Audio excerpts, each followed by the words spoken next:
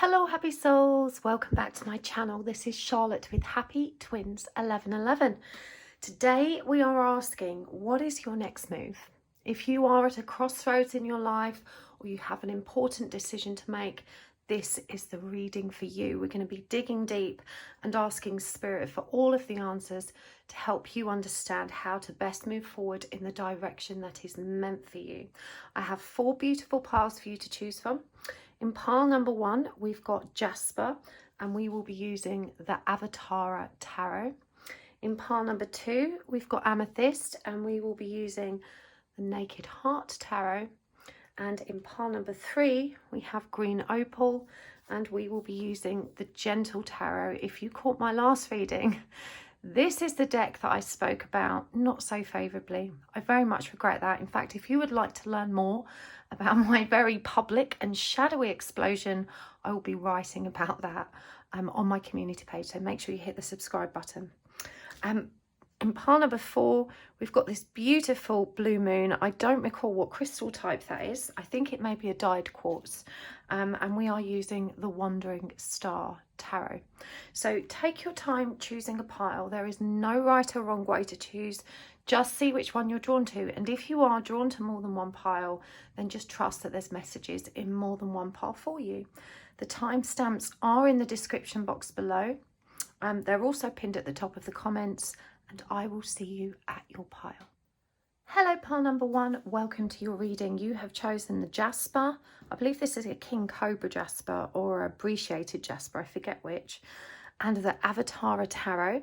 Today we're asking, what's your next move? If you're at a crossroads, if you're not sure what your next step is, if you have any really important or pressing decisions to make, or you're simply just not sure, how to make the necessary changes in your life, this is the reading for you. We're going to be using the tarot, the oracle cards and the charms, and we're asking Spirit to join us in supporting us find the answers we need to help us align with our fullest potential and our truest path.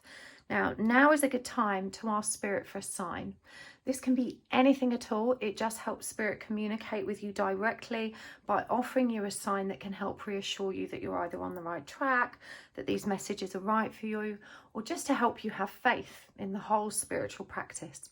So a sign can be an object, it could be an animal, it could be a name, a place, a god, goddess or deity, whatever works for you. There's no right or wrong. Now I'm going to give these a shuffle. We'll also be reading this card individually before we start. I don't have a grid today. We've got the beautiful Celestial Tarot. I felt very guided that was always needed today. I am missing the kind of twinkling prettiness of a grid, but this is some superpower right here, let me tell you. It's a very, very special crystal of mine. I work with it a lot at a very personal level, but it's never made its way into my readings. If you're not sure what celestial crystals are, do have a Google and have a look, because they really are quite fascinating. I'm going to bring this up and show you actually. I don't know if you can see, but they're made up of many, many layers of crystal. And so you can kind of see through the back that it's not clear like we normally see quartz, and this is literally layers upon layers of crystal and all these beautiful edges here.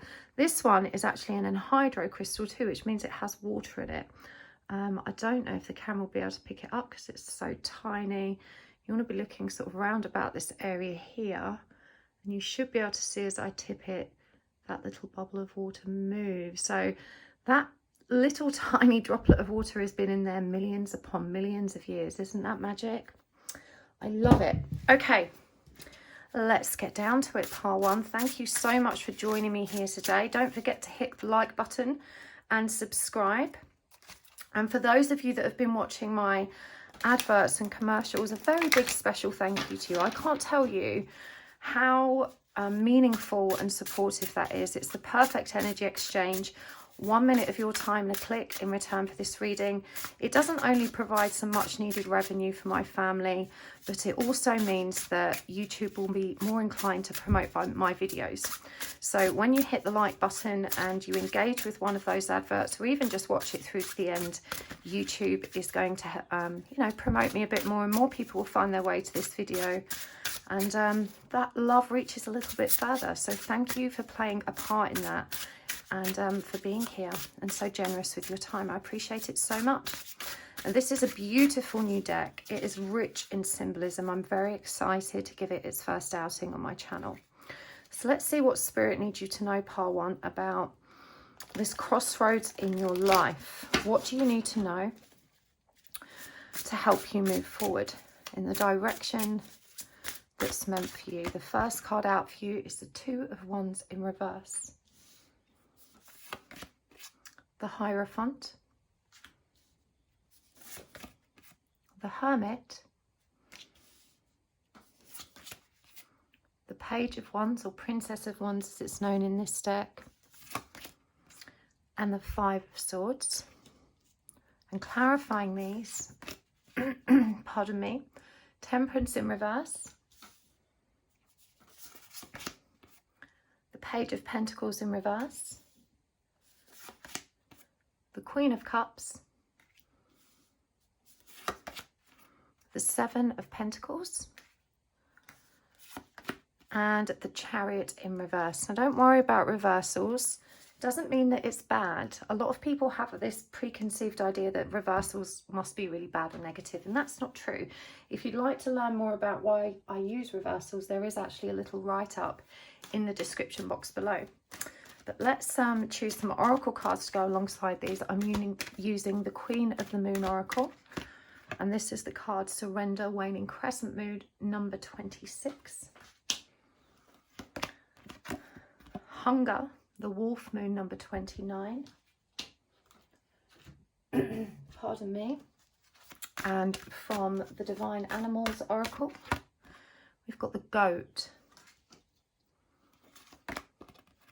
the Red Fox, one more, the Jaguar.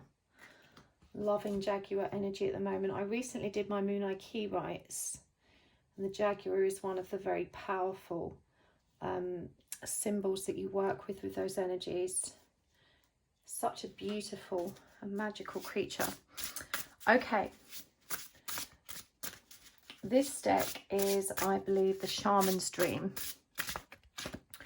and we have got Empty Well, Time to Replenish, and Whale Song, Resonating. Okay, we will draw more cards as we go, but let's start with what's on the table, in particular this card that you chose from the lineup. This card is number 11, which is a sacred number. It's associated with the energies of spiritual awakening, unity, and power. Here it's represented as the Dharma wheel. Such a beautiful card. You've got elephant energy coming here. I believe these are amethyst. And we have karmic lessons, peer pressure, a moral code. So this is undoubtedly connected to your reading. And indeed, we see here with the first card out, Two of Wands in reverse is an inability to make a decision.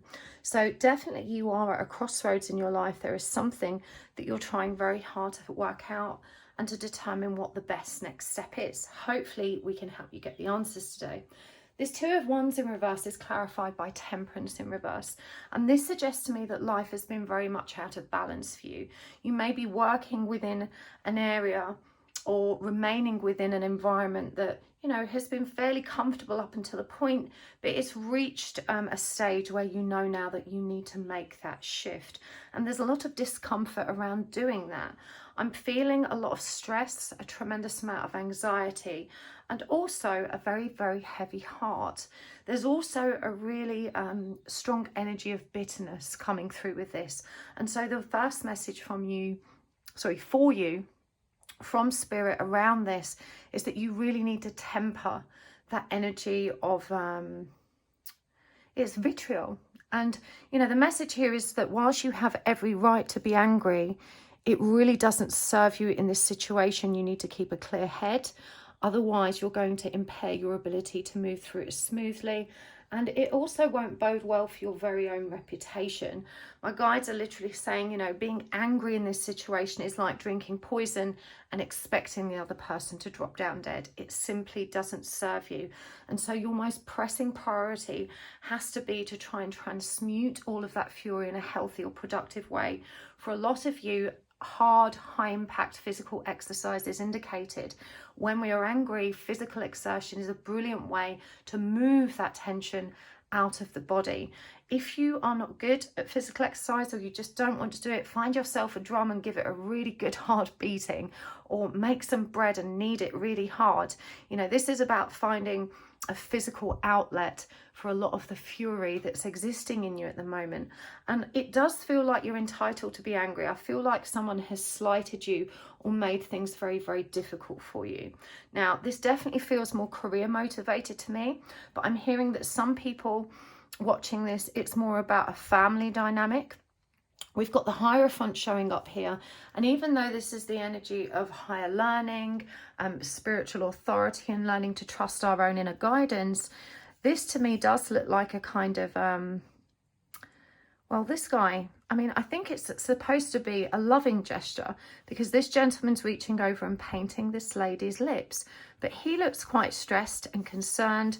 And she's kind of got this, you know, she looks like to me like she's giving him a death stare. So even there's this indication of intimacy here, there's also a suggestion of tension. We can see down here the suggestion of an owl and a snake. That's symbolic of spiritual messages, and also the energy of creation and transformation.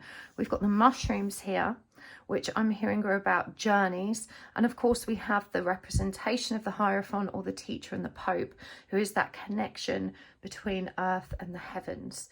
There's keys featured here on her neck, which suggests that there is a lesson to be unlocked here.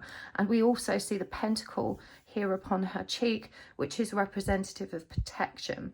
And so this may be an issue or conflict within the family dynamic between two partners, two committed partners, or it may be that you're both learning very different lessons and not necessarily aligned, despite the intimate connection between you. Regardless of how this is showing up for you, Pile 1, what's important here is that whatever is going on, you mustn't resist it and try not to resent it. Because, you know, as we've seen here with the Dharma wheel and the karmic lessons, this is something important that was meant to happen. You know, life isn't a bed of roses. We're always going to face some difficult challenges, and indeed we're supposed to.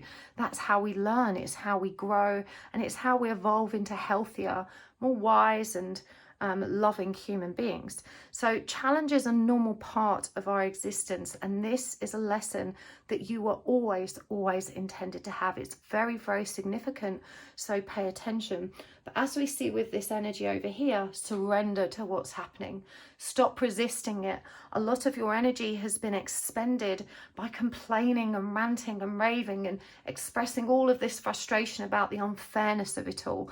And whilst it may indeed be unjust, it simply doesn't serve you to dwell in this energy of resistance and negativity. You're being asked to kind of, you know, rise up and allow yourself to perceive the situation with much more clarity. That's going to give you a broader perspective of all facets of what's going on here. We've got the Page of Pentacles in reverse, clarifying this Hierophant, and this really drives home that energy of conflict, which I believe we're picking up on here, and how imbalanced this is making you feel. Indeed, you may be, you know, suggesting, well, I'm quite a kind person, I'm a good person, I'm a decent person, I always handle things respectively, but this has really triggered me and now I'm furious and I feel entitled to be furious. Again, you are entitled to be furious, but how you handle that fury, how you express it, and how you choose to move with it is entirely of your volition. It's within your power to react and respond with more love. And I'm hearing that you think, you know, love isn't required in this situation, that if you're being disrespected, you feel justified in metering out disrespect yourself. But that doesn't align with the truth of who you are. You know, we don't betray our own principles and our values based on who is in front of us. That's not real integrity. If we're prepared to compromise our values and principles based on how someone else behaves, then that really is a clear signal that our values or principles were quite flimsy in the first place. You know, but we believe what we believe because that's what we believe is right. And, you know, to adjust that based on who's in front of you actually, you know, isn't a good thing. It's something you ought to pay attention to. You're asked to be, to reflect on your shadow in this aspect and to be a little bit more honest with yourself about how, you know, I think how you would perceive this if it was happening to someone else. Because generally speaking, you have a really sound perspective, Pile 1. You are a balanced and loving person, and this situation has triggered the darkest aspects of your shadow, and you're really struggling to stay above that, and that's okay. You know, there's no use beating yourself up for it. It's okay to lose our footing sometimes. That's what it means to be human. But the message to you now is that you need to regain your footing. This is your priority. The Hermit energy is about focusing on yourself, making this about you. You have many loyal supporters through this. We're seeing these dogs in the background in this Hermit card. Hermit is all about the power of self, the power of solitude, but you do have support behind you, is what I'm hearing. And you do have a much more mature and evolved outlook and a much more mature and evolved emotional intelligence. That means that in this situation, you have all the power to rise above it and triumph. But if you're going to keep dipping down there into the shadows and giving like for like low vibrational energy, you're not going to come out of this well. And so you're really being asked to gather yourself, to regroup, to recognize the power that's in you. I do feel that you've been so stuck in the anger that you've not known how to communicate or what to do for the best. And it's that hopeless feeling and that energy of powerlessness that has destabilized you so much, because you feel that, you know, someone else has all the power in this situation. And as I said, it does feel like someone's gunning for you or deliberately trying to make you look bad. And unfortunately, you're feeding right in to that. You're feeding right into it by your reaction. The Page of Wands, you know, this is asking you to connect with the powerful and divine guidance within yourself, but to temper it. You know, the Page of Wands is a very fast moving energy, but it's also a very immature energy. This is an immature use of spirit. You know, fire energy represents spirit, and this is an immature use of it. So you may be using your powers of creation, manifestation in very ill-dignified ways. That doesn't serve you. I'm really intrigued how the image of a child shows up in both of these cards, you know, which really, I think, highlights how your inner child has been triggered. Triggered. And so whatever this situation is, it's almost taking you straight back to that playground bullying. And I do think you were very harshly judged and treated in your past. And this is why we see this kind of assertive, roaring energy coming out of you now. It's like, no, not me, not again. You know, I've learned to be better than that. I've learned not to negotiate with terrorists and bullies. I'm not having it. And whilst I admire your strength and assertiveness, you're being reminded that real strength is in our compassionate and loving hearts, in our ability to be diplomatic, tactful, respectful, reasonable and loving no matter who we're confronted with. The Seven of Pentacles is all about patience. It's all about tempering that frustration and trusting in the flow of energy. You're being asked to just slow down. Don't be impulsive in your communication. The pages are always about messages. They're always about talking. And so when the Seven of Pentacles shows up and all of this very youthful energy, you're being asked to slow down, use your spiritual practice more wisely. And for some of you, you know, to use it in an ill-dignified way, we have to be very careful if we're powerful manifestors. We have to be careful what we wish for. And, you know, there's a reason that using cuss words is called cursing. Because when we're using very derogatory, very negative words, they are energetically harmful. You know, when on a whim, you know, God, I hope that bitch gets her comeuppance, and we say these awful things.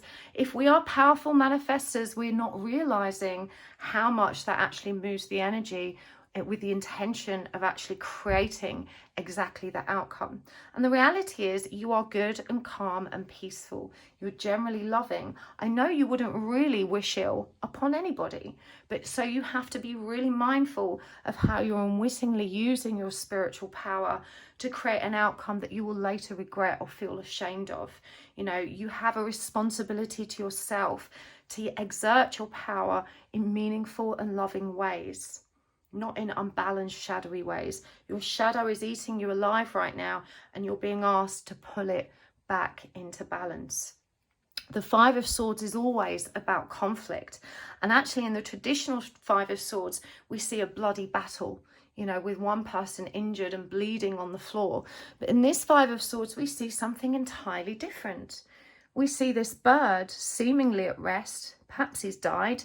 He's got little crosses in his eyes, so maybe he has. But he's kind of lying on his back regardless, and it looks like the end for him. And then you have all of these hummingbirds hovering around, tending to him, honouring him. A very different illustration of conflict to what we're used to in the tarot. And so the message I'm taking from this is, even though this conflict may have created a painful ending for you, the hummingbirds represent sweetness. They represent light, honey, nectar. They represent everything that is good. This situation had to happen. You're not being punished. And as stressful and challenging as it is, the universe is saying, there may be clouds, but bitch, they're pink. You know, pink represents the crown chakra. This means that whatever is going on right now is purposeful, and it's actually for your highest good. Now, I understand this energy. Many moons ago, when I woke up, post-awakening, I knew I needed to navigate my way out of my business. I'd run it for 10 years and I knew it was time to go, but I couldn't let go. I'd invested too much.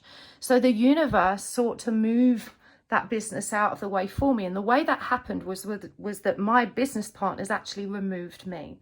Now, at the time, that was very painful, you know, being deliberately sabotaged and, you know, ousted out of your own company. Of course, I was angry. I was furious and bitter, just like you are now. But it was the right thing for me. And now, just a few short years later, I look back and think, thank God. Thank you, universe, because I couldn't see. I wasn't paying attention to that impulse that I had deep in me to move on. I wasn't taking the right actions. So the universe created the circumstances to allow for that to happen.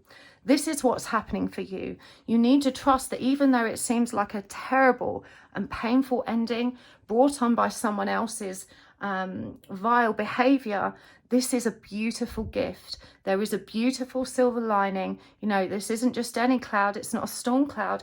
This is a pink cloud. It's a meaningful cloud. It's all going to be okay. I know that this is the case because the Chariot is in reverse here, which tells me you are not in alignment with the divine plan. And this is your spirit guides going, hey, you weren't listening. We had no choice. We had to do something to move you in the way you were meant to move.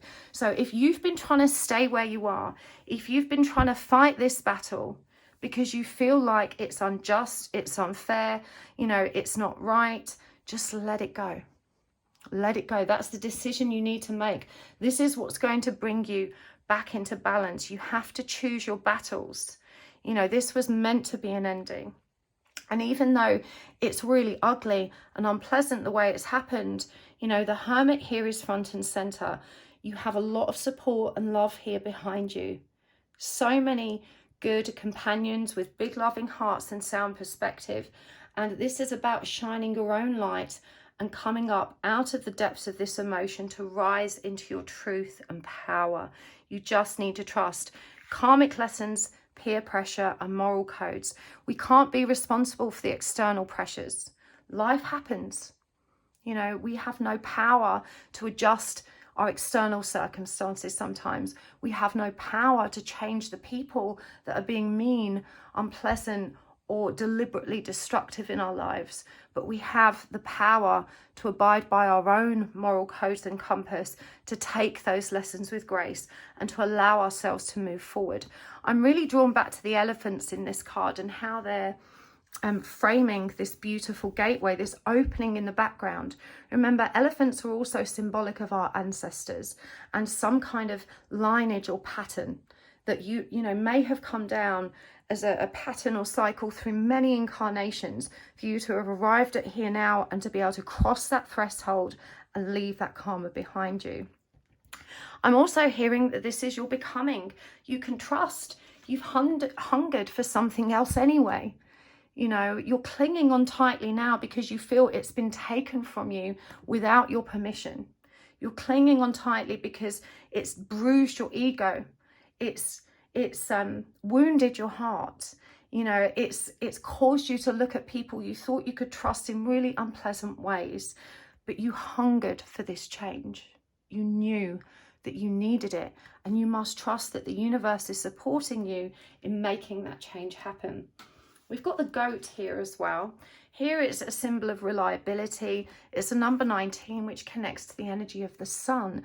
And the energy of the sun is also about that beautiful, vibrant, youthful innocence that we're all born with. This is the energy you're being asked to revert to. Do you remember when you were at school and you had these blazing rows with another kid and the teacher said, hey, Charlotte, say sorry. And you go, sorry. And the other kid goes, sorry. And then it's all forgotten about. And the next day you just carry on. That's how you need to approach this. With the same energy of a kid. Kids, unless it's some kind of prolonged, deep bullying instinct, kids move on and they move on fast. And that's what we teach them to do. Why? Because we know it's the healthiest thing to do. Peace cannot be restored whilst we're holding on to anger and regret. And again, whilst we feel justified in it, it actually harms us more than it harms the other person. We're the ones, left with all of that tension and pain and the ugly, ill energy inside of us. Don't allow yourself to be a victim of your own fury. Remember, feelings are something which we're meant to feel and experience because they inform our reality. They tell us what's going on around us. So your feelings have rightly communicated that this situation is unjust, it's not good for you, you've been threatened, and these people can't be trusted. Now that you've received that message through the emotional body, loud and clear, let it go. We're not supposed to dwell in our feelings. That's not what they're for. They're part of our intuitive receptivity. They help us understand our world. We're not meant to drown in them. So you need to trust that you have a reliable, stable base, and that this is going to allow you to literally springboard into the next venture, the next stage of your life. Now, again, for some of you, this will be about career. For some of you, this will be about family. If it's about family, it's going to be even harder to align with the energy of forgiveness, to surrender to what is, and to let it go, because, family issues hit that bit deeper. So you need a strategy. Now, the fox has come up twice for you. We see the fox here as well. So, you need a strategy. You need to make sure that you have a plan to help you get back to center every time you feel yourself drifting into that dark, shadowy energy that is anger, that is resentment, that is vitriol, that is all of those shadowy things that you're trying to transmute. Whether this is a new meditation practice, or whether it's support from a trusted group of friends, you need to face yourself and be responsible for the state of being that you're nurturing through your thoughts and through your intention. With a strategy, and you may not need to maintain this strategy for long. Maybe it's just for a few days to get all of this out of your system. Maybe you're going to start running or jumping on an exercise bike or beating the drum or any other activity that's going to help you release physically. And then you need a mindfulness and meditation practice to support this. Maybe you need a session with a therapist or some decent friends. Maybe you need to go out and party hard and just let your hair down and shake off all of the negative vibes. Whatever it is, focus on all the productive things you can do to create a new state of being. This is a number 3 card. It's the energy of the divine empress. It's the number of creation and abundance. This is reminding you that you have the power to choose what's next. You may feel that the decision's been taken out of your hands, but in many ways, you've been released. This is what the Jaguar is saying to you. You have been released. This is also a number 9 card. It's the Hermit. Again, that's the power of self, the power of solitude. Now, for those of you that are in a career, I feel like, you may have wanted to go freelance and work more independently or completely shift tact. Now is the time. Jaguar is a powerful symbol for you to connect with at the moment. Invite it through in your meditations. Work with this energy. There is so much power of creation available to you through this new trajectory that's opened up for you. Empty well, time to replenish. Now this is number 16, which is the energy of the tower. The tower has to come down, and this is how I described what happened to me when I was thrown out of my own business. It's the proverbial tower collapsing. Everything that was stable, safe, secure, everything I worked so hard to build collapsed. And this is a similar illustration here, an empty well, that feeling of there's nothing left, but it's time to replenish. It's not the end. it's just time to rebuild. After the Tower, we get the energy of the Star, wish fulfillment, manifestation, dreaming a new future into being. This is a beautiful stage in your life, Pile 1. You have been liberated. Someone has done you the very harsh but necessary favor of shaking you free of everything that wasn't meant for you. We've got whale song here as well, resonating. Number 61, the energy of love, and also the energy of the magician, that manifesting power. And the whale has the biggest heart of the whole animal kingdom. It's asking you to resonate with that. This beautiful big water bubble here is showing you that you can control the emotional body. You can elevate yourself out of the storm and create a safe and stable, loving space for yourself through the stress of whatever is going on for you right now. I want to say I wish I could give you a hug, because I feel like you've been so tough through this that maybe at this stage of the reading you can just feel your emotional body collapsing and you feel quite sad. I feel sadness now, and that's okay. It's sweet relief to let go of all the anger and that tension. To cry is to allow that energy to move through you. So just let it go. I wish I could give you a hug and help you through this. I'm there with you in spirit, Part 1. But let's get some guidance cards.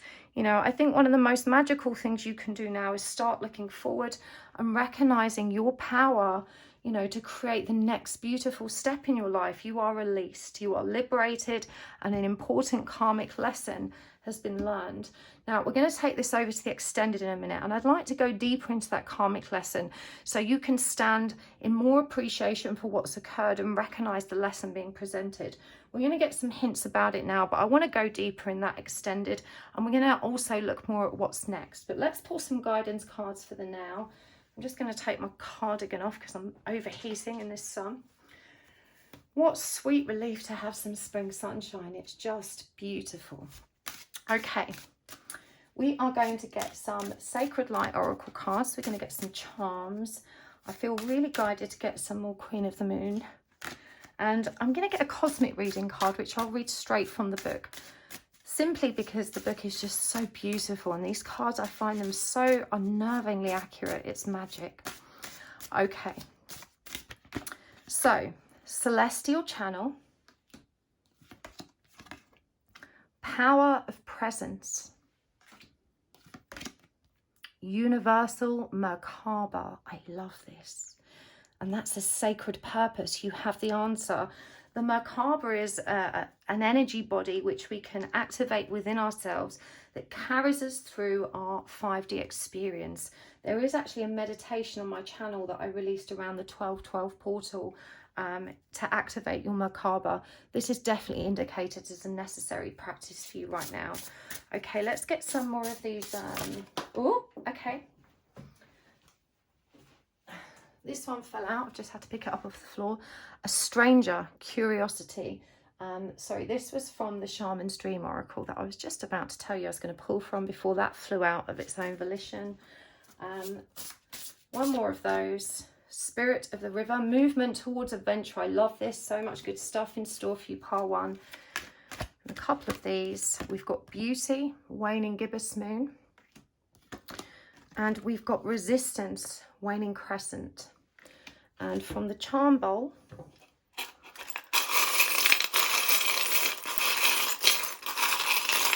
right, I'm going to dig to the bottom. Okay, see what we've got here.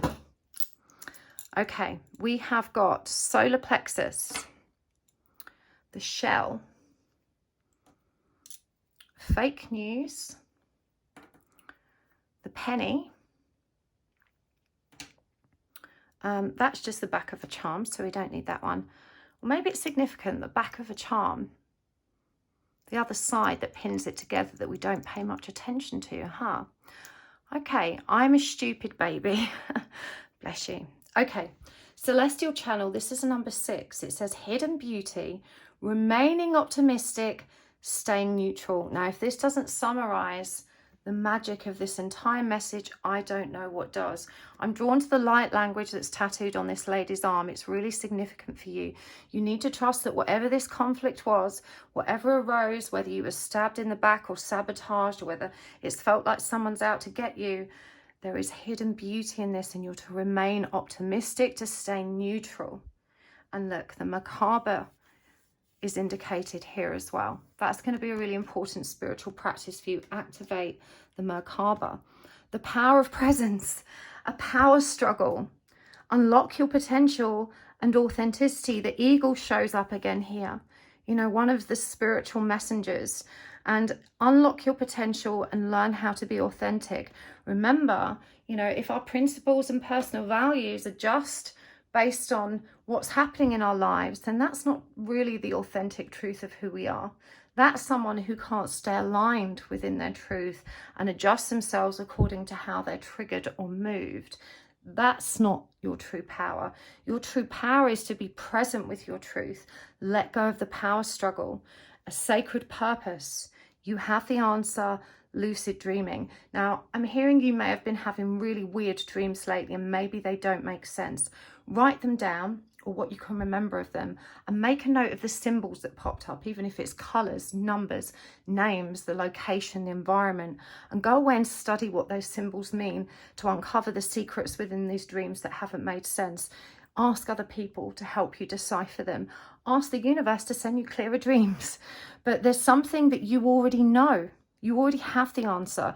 You already knew that you were meant to be moving away from this situation, just like I knew I was meant to be moving away from that business, but didn't have the courage or brevity to do it.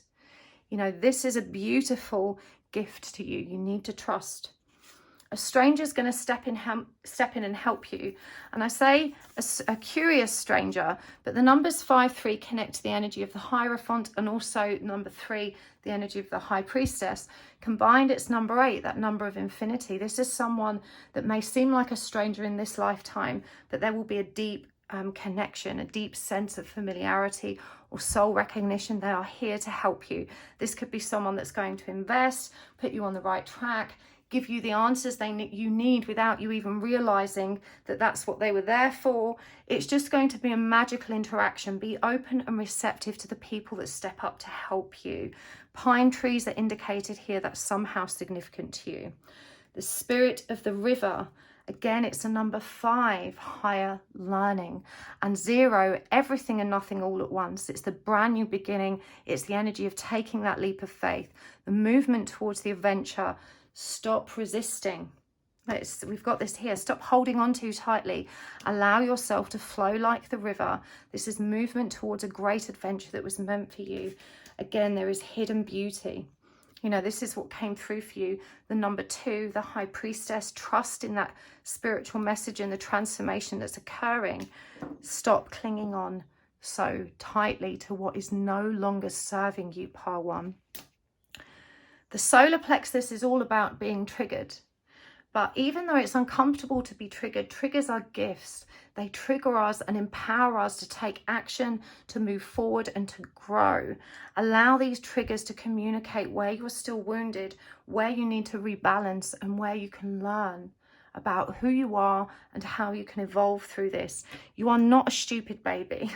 I know you're kicking yourself for maybe having behaved or retaliated in childish ways, but that's okay. We all have that shadow aspect. Stop beating yourself up. You're neither stupid nor a baby. You're a very evolved and beautiful soul. You're going to get through this, and you can find forgiveness for yourself just as you can for these other people. And it's important that you pursue that. See a penny, pick it up. All day long, you will have good luck. It came out as tails, in case that's significant for you. This is obviously a British penny, which may also be significant for you. I always think the charms are often important signs that even I can't understand. But the penny for me is a symbol of good luck, which is just another further reminder that this situation is an auspicious one, even if it doesn't feel like it. Remember that the gossip mill is working at full force. There's a lot of people stirring up trouble here. A lot of the things that you may be angry about may not even be justified. They may be born of vicious rumours or Chinese whispers. Don't pay attention to the gossip. If you haven't heard it from the horse's mouth, don't react. Don't trust it. This is a very powerful signal to be very careful about where the information you're taking in is coming from. You know, be mindful of fake news. Not everything you're hearing is a real or true and accurate representation of the situation that you find yourself in. And, you know, people will be really dirty in these situations. They'll spread vicious lies about you. They'll tell other people you've said things to stir up more trouble. Be really careful about who you speak to as well. You know, you need to understand that maybe there's people in the background that aren't as honest as they may first appear. Right, let's get you a cosmic reading card. Before we take this to the extended, we're going to read it from the book. Please stay tuned for this one, because honestly, this book is magic. I'm just going to show you which deck this is. It's one of my favourite decks. It's not necessarily the prettiest deck to look at, and the cards are a bit chunky and big, and the back is not to my liking. I'm going to be really diplomatic in how I say that. But the messages in these cards are just stunning, and they're always so accurate to the situation. Right, let's see what we've got for you. Cosmic connection number 11. Isn't that interesting? We've got 2 11s here. You know, remember, 1111 is not just a twin flame symbol. It's the symbol of awakening. It's the symbol of new beginnings. It's the symbol of your consciousness coming alive and into awareness. It says here, and I'm going to hold it up in case you guys want to screenshot this so you can read it again. You are connected to cosmic intelligence. Your vibration is being raised to high levels. This card brings the message of divine support and illumination. Your vibration is being raised to higher levels with greater understanding, insight, and perception. It's no coincidence that you're finding yourself in sync with new people whose vibrations are at a similar frequency to your own. These new connections are bringing you greater clarity and reflecting the radiant light within you. Yes, there are challenges that surround you, challenges that can really tug at your heartstrings. But please understand that these challenges come to you at this time to help you grow and evolve to higher states of consciousness. The universal energy of love has sent beautiful, light-filled souls. We see that here. They're right there behind you. To guide your way and assist you through this transition. Not only do you have these wonderful earthly guides, but also the assistance of loving cosmic guides from a higher dimension. You are a visionary of love. And through the raising of your own vibration, you will assist others to awaken. Spirit sees your hunger and desire for change. It sees your passion and thirst for planetary healing. Rest assured, your dreams and visions will come to fruition, but first your own vibration and light need to be raised, and this opportunity comes to you through the challenges you currently face. You see, dear one, the understanding gained from these challenges and the healing they bring, that will be the precursor to your own increased light. Keep going and know that you are not alone during this time. The affirmation here, and you definitely want to screenshot this one. I am illuminated, inspired, and grateful for this opportunity to expand in the light of pure consciousness. Absolute magic, part 1. Didn't I tell you that they're always so beautifully in sync and spot on? I love it. Thank you so much for joining me today. I'm going to take this over to the extended reading now. If this has resonated for you and you want to dig deeper with me, you can find the link to the extended in the description box below and also pinned at the top of the comments. Thank you so much for joining me here today. It's always such a pleasure to read for you and with you. I learned so much from this myself. Thank you for hitting the like button. Thank you so much for engaging with my commercial content. Thank you for your beautiful comments, and thank you for subscribing. Don't forget to check out my website where you can still book a place on my How to Read the Tarot Cards course. So excited for that. It starts in a couple of weeks. There's still some spots, so grab yours now. You can still book Spirit Release with me, and make sure you add yourself to my mailing list on the website if you would like to book a private reading with me. I will be announcing the last of my availability for the coming months. I only open my availability to the subscribers of my mailing list, so make sure you're on that list so that you get the booking link when it's announced in the next few days. Sending you all my love and best wishes, and I will see you next time. Bye. Hello, Pile 2. Welcome to your reading. You have chosen the Naked Heart Tarot, this beautiful piece of amethyst, and this gorgeous card here, which is titled The Language of Light. It's number 18, connected to the energy of the moon. We're going to get into that in a moment. But in the meantime, whilst I'm shuffling, don't forget to ask the universe for a sign. This is a beautiful opportunity for you to give the universe to communicate. I don't know what's wrong with me today. I keep fumbling my words. It's a great opportunity for you to ask the universe to communicate with you directly through the power of symbols. So a sign can be anything at all: an animal, a plant, a name, a place, a song, a color, an astrological symbol, a planet, a god, goddess, or deity, whatever works for you. There is no right or wrong. So today we are asking, how are you meant to move forward? What's next for you? What do you need to know? If you are at a crossroads in your life, you've got a tough decision to make, you're not sure which direction to move in, this is the reading that's intended to illuminate your truth, your true path, and to help you find your way to the direction that's meant for you. So we're going to give these a good shuffle. We're going to be using the oracle cards and the charms, and there will be an extended reading today. Don't forget to hit the like button. Don't forget to click on my commercials and content. I appreciate that so much. Even when you just watch that for 60 seconds, it makes the world of difference to me in the growth of my channel. YouTube will promote my channel if more people engage with my commercial content, and it does provide much needed revenue to support my family. I appreciate that so much.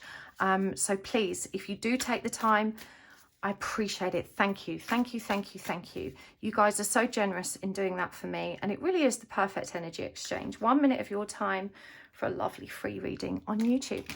But let's get down to it. We're going to pull some cards first so I can get a context of the situation we're inquiring about for you, what this decision or crossroads is. And then we'll get the oracle cards. There will be an extended today. Links are always in the description box below. And the first card out is the Ten of Cups in reverse. So this is undoubtedly connected to the energy of a relationship ending. Even as I hold this card, I feel an overwhelming rush of very heartfelt pain. And it's moments like this that actually YouTube sucks, because I can't reach out and give you a hug. But I really hope that you can feel the loving energy of my embrace right now, because I am here for you, pile 2.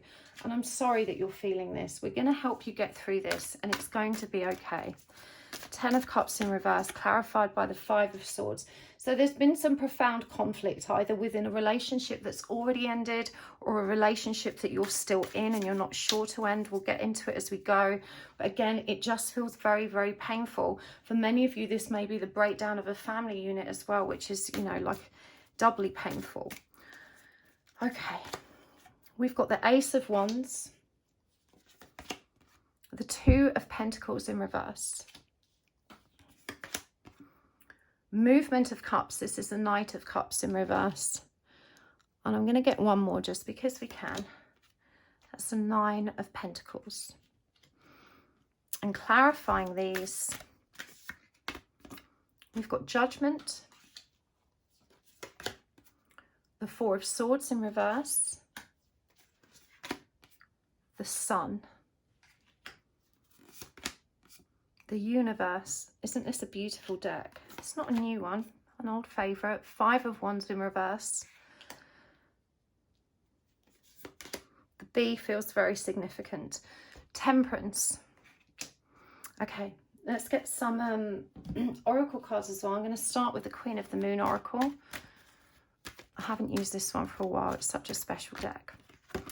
Wisdom, a waning gibbous moon, number 22. That's also the energy of the High Priestess and the moon. Gratitude, last quarter moon, number 23. And from the Divine Animals Oracle, we've got Snake, Snow Leopard, and from this deck, which one is this? The Shaman's Dream Oracle, Lay of the Land, Ancestral Wisdom. So wisdom's come through twice for you. Vanishing Mirror, Ego Sublimination. One more, Unmarked Trail, Revelation. Okay, let's start with the cards we have on the table. Get more as we go. Pile 2. I think for some of you that you're, or I want to say the majority of you, you haven't actually left this relationship yet. The fact that judgment is clarifying this suggests to me that you are in the process of that transformation. We can see the butterflies here. Judgment refers to the energy of awakening. It's the energy of stepping into our higher truth and consciousness and seeing things more clearly than we could before. And so this feels to me like you're assessing this relationship. Maybe you've already separated, but it's still kind of going through the motions of, you know, fully breaking down. Whichever way we look at it, this is a painful energy. There has been a tremendous amount of conflict here. And we're seeing this shark energy with the Five of Swords. And it's clarified by the Four of Swords in reverse. So this is conflict which you have not yet recovered from.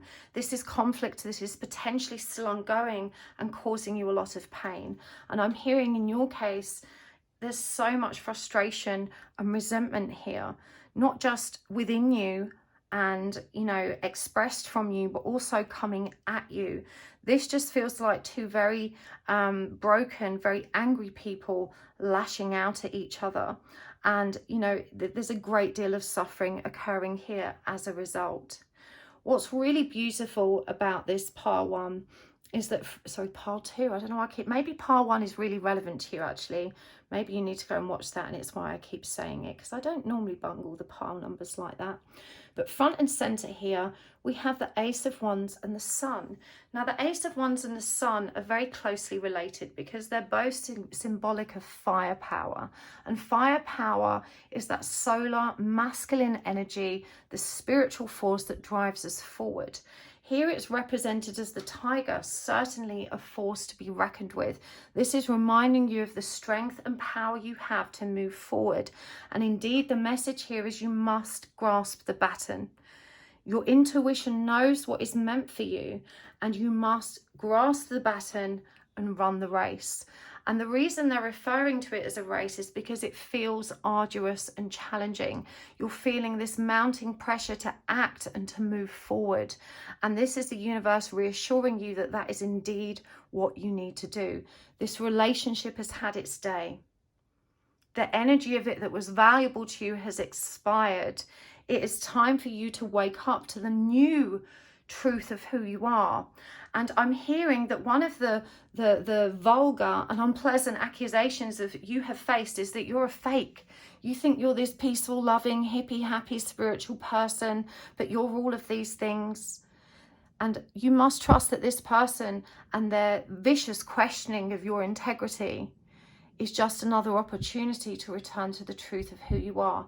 Just because you've transformed in a way which they cannot accept, cannot understand, and cannot trust, doesn't mean it's not happening. The Ace of Wands here is the universe reminding you of the gift that's been passed. This is spirit saying, listen, tiger, you've got this. Here's the wand. Off you go.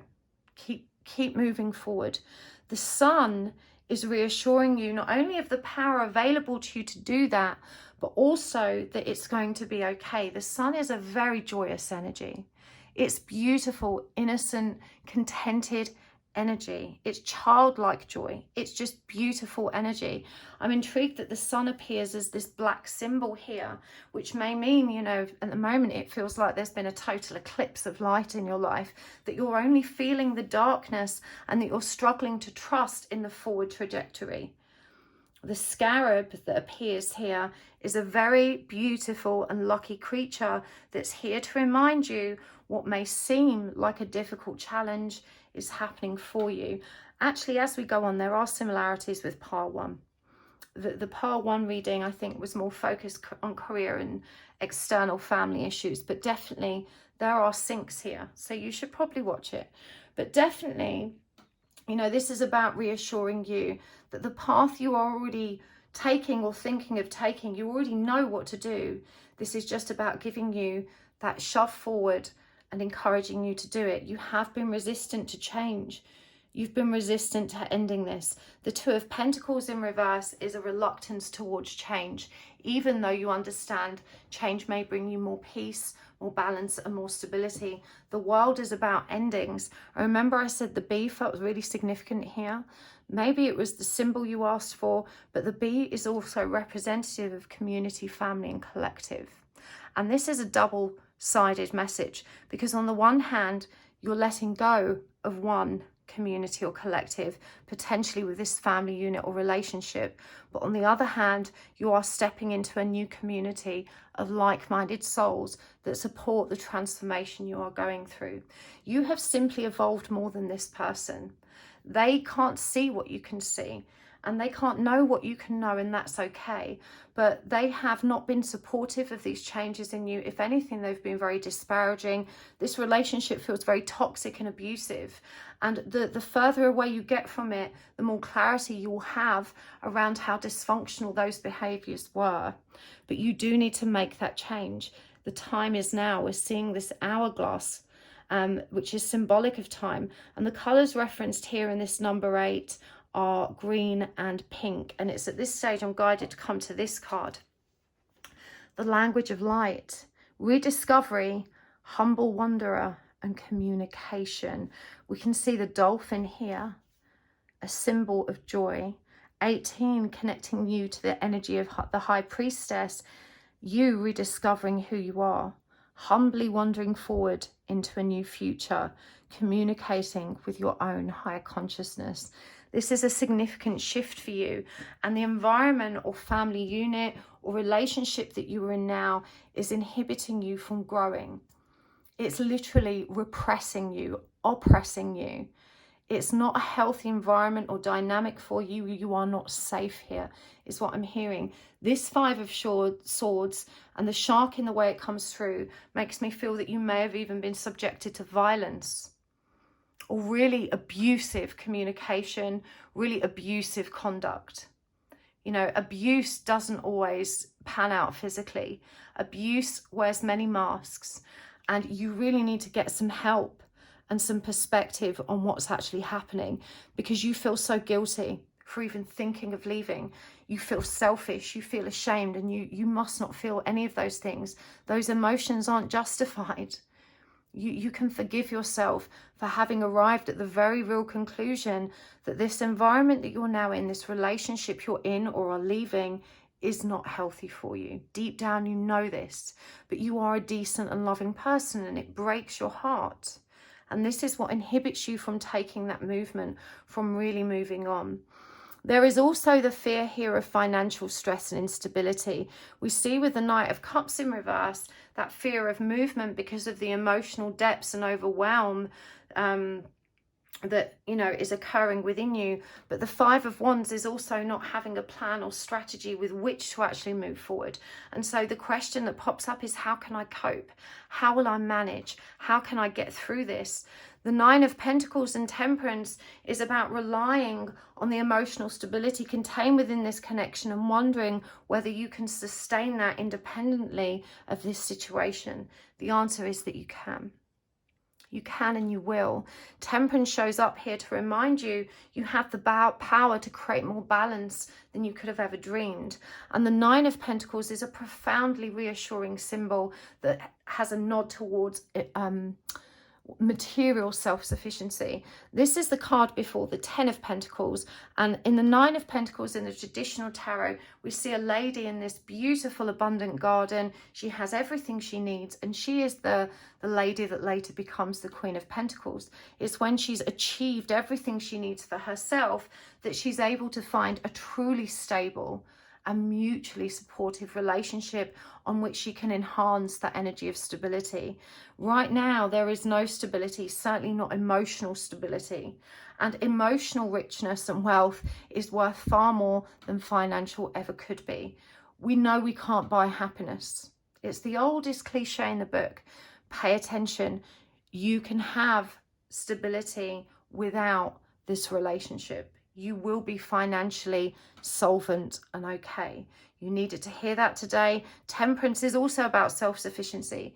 We see Archangel Michael, the angel of protection, in the traditional deck, pouring water from one cup to another.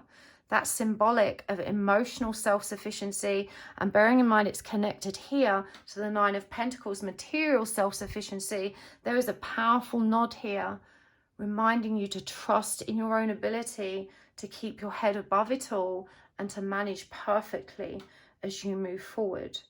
You have to move out of this situation. You're in too much pain. It's drowning you. And, you know, when someone else can't swim emotionally, what happens when you dive into the water and someone's drowning? If you're not controlled and strong because you've not been in the water struggling too, you know, you're able to, with power and control, lead them back to land. And they will be more responsive to that energy of power, strength and control. They're not just going to jump all over you and try and sink you. But when you get two people in the water drowning, one will gladly use the other as a float. Not because they're mean, but because they're fighting for survival and you're the nearest thing that floats. That metaphor is a representation of the relationship you've been in. You can't save this person because you are drowning with them. You're not coming into the water strong and capable and powerful and controlled because you've been on dry land and had that balance. You're both drowning and they are sinking you and you cannot save them. It's a very powerful message here. You have in you the light, the power, the strength to save yourself, but you can't save them too. And you have to put your own survival first, is what I'm hearing here. Wisdom comes up a lot for you. I mean, judgment is associated with the energy of wisdom, as is temperance.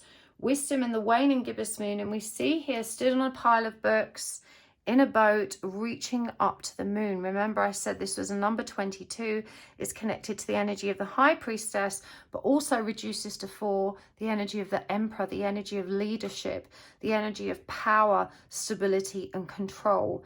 You have everything you need.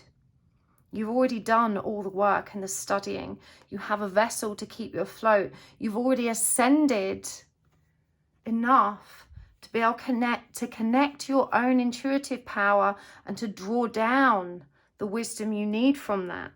This is what it says here as well. Rediscovery, communication, the language of light that's leading you back to joy. Ancestral wisdom, the lay of the land. Number 3, the divine feminine. Number 4, the divine masculine. Perhaps there's a counterpart in the background which was illuminated the tough dynamic within your current relationship. Either way, this isn't about that. The decision you need to make is to stand in your own power and truth and to recognize you don't need someone to help you create this stable foundation. Look how much closer she is to the moon here. When she embodies that high priestess energy, you have done this many times over. You are a warrior. You truly are a warrior, humble wanderer. You're able to seek out, you know, a new territory in which to feel safe.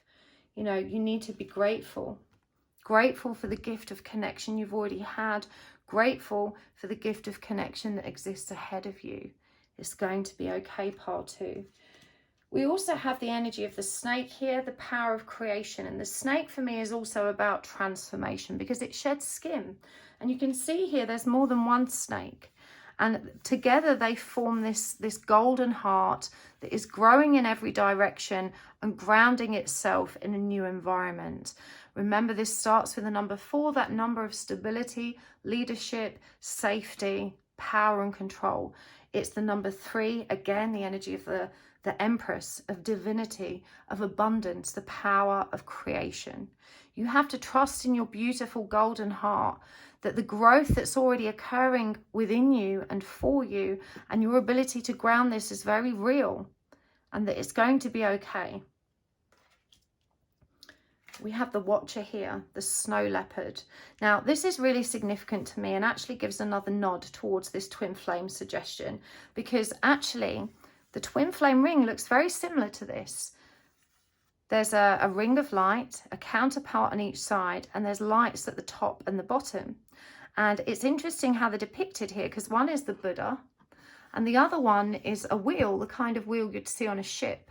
One indicates control, which interestingly, the masculine light sits down here. One indicates divinity and emotional and intuitive power, which is divine feminine. I don't know if the illustrator intended this to be a twin flame image, but it is. But we also have the number 15 here, which connects the energy of the devil, addiction, obsession. I'm guided to how this refers to the watcher. Your focus on this external situation does not serve you right now. You need to bring it back to your own power. It's about bringing it back to you, your sovereignty, your stability, your divinity. You're not leaving this relationship to jump into the arms of someone else, because we don't know that that's waiting for you. There's certainly no suggestion of it here, and that doesn't mean it's not happening. What it means is that shouldn't be your focus. Your focus needs to be you and your ability and power to bring yourself back to balance and to find a more harmonious and contented way forward. Vanishing Mirror, Ego, Sublimination. My guide's asking me to get the book for this card. Bear with me, I'm just going to grab it. All right. Number 58, what does this card want to say? There's something in here that you need to hear straight from the author's mouth. Number 58, there it is. Vanishing Mirror, letting go of self-centeredness, becoming a vessel of possibility. Do you ever wonder if your self-definition has become too rigid, too fixed around what you've come to learn, so that you contract your life into zones of safe versus unsafe? This here is okay, but over there, well, that might be too risky. Judgment, fear, self-righteousness, and overconfidence are only some of the traits that keep you from evolving. We are all products of our conditioning, so remember that this is part of the human experience. Yet you are not meant to remain static, seeking only what you expect. Even if it appears ambitious, it's still too narrow. You go nowhere when you hesitate to move out of your comfort zone. When you focus too much on yourself this way, you become a servant of the ego. It edges God out, removing the magic of possibility. Imagine looking into a mirror and seeing only what you are now. If you can let your self-definition soften, moving beyond the veil to your potential, a magical emptiness exists where all things are possible. Look again. Who could you be? What would you see reflected if you allowed yourself to be other than how you define yourself now? Nothing less is required of you now. In this moment, let go of who you think you are and allow a new you to emerge. You will recognize yourself as what you are, a partner in co-creation, in service to the divine. Doesn't it feel good? Isn't that beautiful? This is about understanding how the ego clings on to the self-centered expectations and desires which we maintain is the only way forward that could make us happy. And this is about saying, you know, when you look in the mirror and imagine that nothing else is there, where does it say? If you can let your self-definition soften, moving beyond the veil to your potential, a magical emptiness exists where all things are possible. Right now, you cannot even imagine what's meant for you. Stop being so fixated on a specific outcome. This is what keeps you stuck. The inability to accept that you've not gotten what you think you should have gotten out of this situation, or that you're not going to get what you think you should get. That is not divine flow. That is not how spirit works. It's not how life works. We have to be accepting of what's meant for us. Unmarked Trail and Revelation. Isn't that a significant follow-on card? It's a 57. It was meant to come before. But the unmarked trail refers to that moving along a path and we don't know where it leads. That is yet to be revealed. Both of these numbers, 5 is the number of high learning and transformation. 8 is the number of infinity, and another very twin flamey symbol. And 7 is the number of the divine. Your life is being moved in a new direction and you need to trust in that trajectory. You don't need to know what the forward path looks like. What you need to know is that it's safe to take that leap into the unknown. And I do think on the other side of this connection, you know, the future as you saw it panning out, therefore collapses, and it's scary to not know what's next, but you're being asked to trust. You're being asked to trust in your own divinity. You're being asked to trust in what's meant for you. And you're also being asked to take care of yourself in a way that you never have before. Because the people or the person that you've been in this relationship with is very threatened by your power and your light and your glowing heart. They're so afraid of losing you that they seek to push you down, to keep you weak, so that you fear there is nothing else for you, that you can't survive without them. At the moment, it feels like in part they've achieved what they intended to. They have made you so afraid of leaving that you've stayed put despite intolerable circumstances. Now is the time to put that false belief to bed. You were conditioned to believe it, but it's not real. It's not true. And you have to learn to dig deeper and find this power within yourself to see the bigger picture. Yes, there could be a more meaningful relationship out there. Perhaps there is a divine counterpart in your future. But remember this, the universe is saying that's not why you must move. Moving out of this connection is an act of self-love. That needs to be your primary motivating factor in this situation. Let's go a bit deeper with this.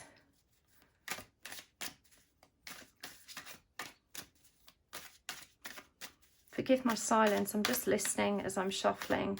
Arthur, he's saying just to pull the card and then he's gonna, okay, the Three of Pentacles in reverse. That's kind of aligned with what he was saying. You may fear that you're not going to get the support you need, that there is not enough help, that there is not enough financial means.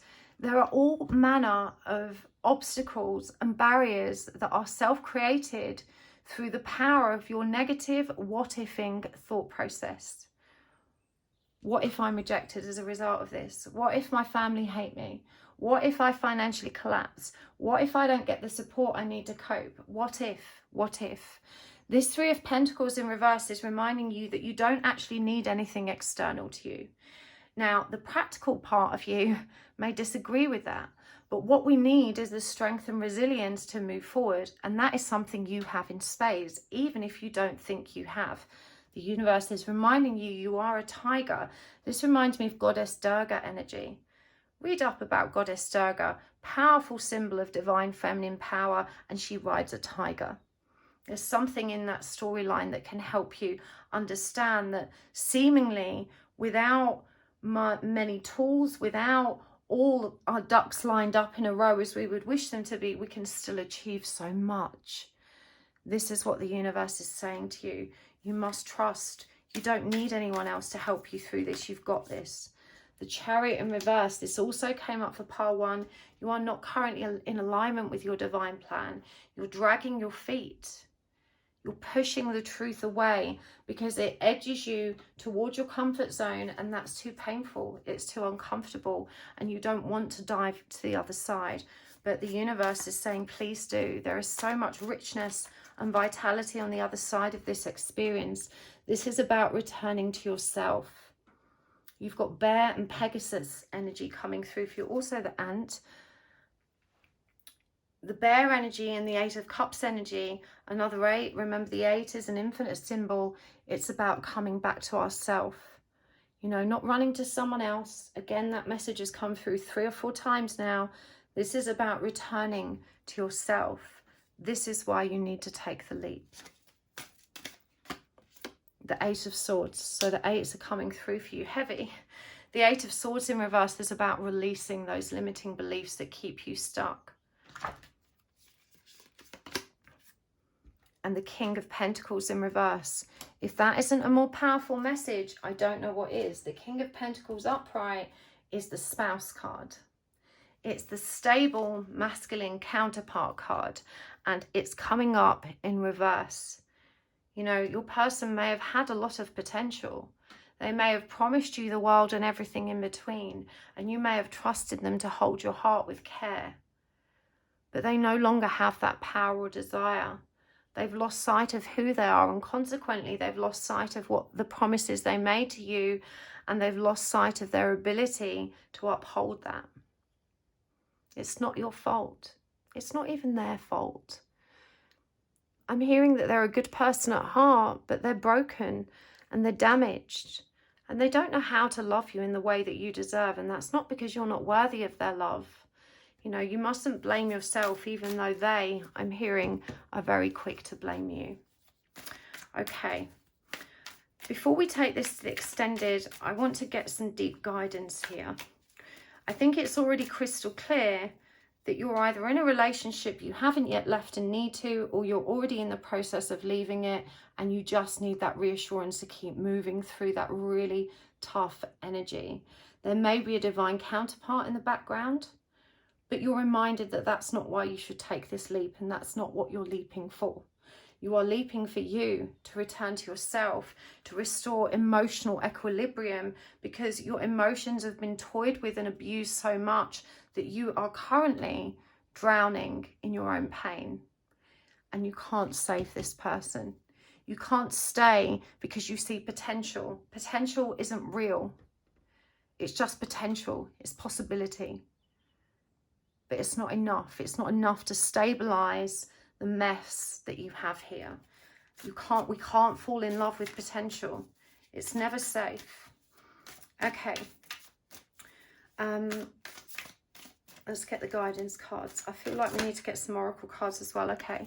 So King of Swords, Earth Mother, which is the Empress, and the Lovers in reverse, the Seven of Swords in reverse, and the Wheel of Fortune. So many syncs with the previous pile.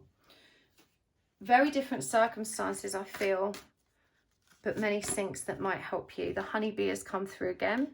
Number 6, the energy of love. And the Goat, this also came out for part 1. And the Lynx, secrets. Okay. I'm going to get some charms as well here. Over again. I'm digging into the bottom there. Okay, we've got quite a few. Let's see what we have here. Friends Don't Lie. That's a nod towards the Stranger Things series, of which I'm a huge fan. Without You, I Feel Lost at Sea. Do you know what? Before I move on, I have to say this before I forget. You're being guilt-tripped. You're being guilt-tripped as a means with which to control you.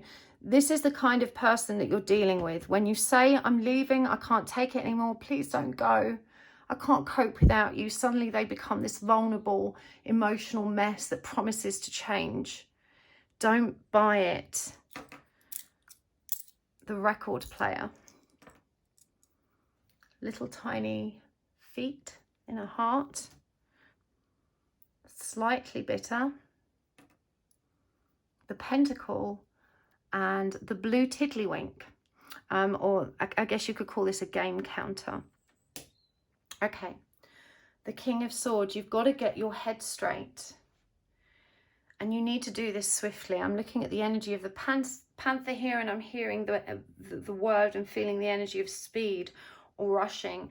You need to get your head straight. You need to get your paperwork straight. Now may be a good time to seek professional, legal or financial advice. There's a real need to gather yourself enough to be able to observe with clarity the logical, practical aspects of this connection. Earth Mother or the Empress is about trusting in your ability to create the outcome you need and want. It's reminding you of your divine feminine power, which is in both men and women, by the way, and the ones in between. You need to trust. You are going to create the outcome, and you don't need to fear what that might be, because you are literally co-creating it, and the universe is supporting you in doing that. The Lovers in reverse. Do not focus on other relationships right now. Now is not the time. This is the time to focus on the relationship with yourself. The last thing you need right now is to be accused of deceitful behavior and to give this other person more ammunition with which to attack you. This is so important. It's come through so many times for you, pile 2. You're not leaving this relationship to run to someone else. And you shouldn't be doing that at this time. Now is the time to focus on you. You can't trust this person. They have secrets which they are not powerful or brave enough to reveal. And I think for some of you, there may have been some really gross acts of betrayal. I'm hearing the word trickle truth. That's someone that gives you tidbits of information to keep you hooked on getting the full story. It's very common with people that are dishonest. You can't trust this person. You certainly can't trust them to find out that you are somehow romantically engaged elsewhere. I don't think you are. I think there's perhaps the potential for it. Stay away from that right now. Do not give this person more ammunition. They will stab you harder if they can, is what I'm hearing. The Wheel of Fortune is asking you to trust in the current trajectory. This also came up for part 1. It was the final card in the extended for them. It's a reminder that everything will come full circle and back into balance. I love here that it's showing you will get your wings. It's a very lucky energy. We also have the honeybee coming through for you again, here with the number 6, the energy of love. This is a powerful reminder that you will find the community you need to support you through this. You don't actually need anyone, you know, but this fear of being alone is unfounded. The people that are currently around you may not be there, but you are moving into a collective of much more light, much more soulful recognition, and you need to trust it. You can rely on yourself. You can rely on yourself to create this new foundation, is what I'm hearing. You must trust in your power to continue moving forward in the way that you know is right. You are divinely protected, pile 2. The universe is looking after you right now. It's making sure you're safe. This little one made my heart sink when it came through. For some of you, you may be with child, or maybe you have small children. And it's really heartbreaking to even think about ending a relationship or leaving a relationship when there are children involved. It's one of the hardest things that any parent can face, because it makes us feel so selfish. And I do think that your own partner has perpetuated that feeling. You're selfish. You know, what about the family? What about the kids? And even though that's always a worthwhile consideration, it is just that, it's a consideration. We have to weigh it up, because actually children being raised in homes where their parents are at war is just as destructive as children being raised, you know, with separated parents, if not worse. You know, the relationship that our children see between us and their other parent is literally conditioning and programming their beliefs around what relationships are meant to be. You know, you don't want them to see that dysfunction. Much better to see a happy, healthy parent on their own. And I've been through this. I understand this exactly. If your child hasn't been born yet, you have an opportunity to bring them into an environment that's peaceful, and where you are no longer drowning and trying to save being drowned, trying to save someone else. If your children have already witnessed this, you have an opportunity to show them what strength, peace, wisdom, and maturity looks like. A happy parent is the best parent. They're going to tell you that they're going to sink without you. That is such a painful and coercive, manipulative thing to throw at someone. It's always a last-ditch attempt. If you go, I'll kill myself. If you go, I won't cope. If you leave me, I don't know what I'll do. You know, don't buy it. You cannot save this person. Friends don't lie.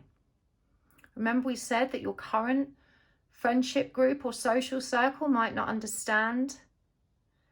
I don't know if you've watched Stranger Things, but let me share the context of this. There's a little girl in there. She's a super powerful, badass psychic.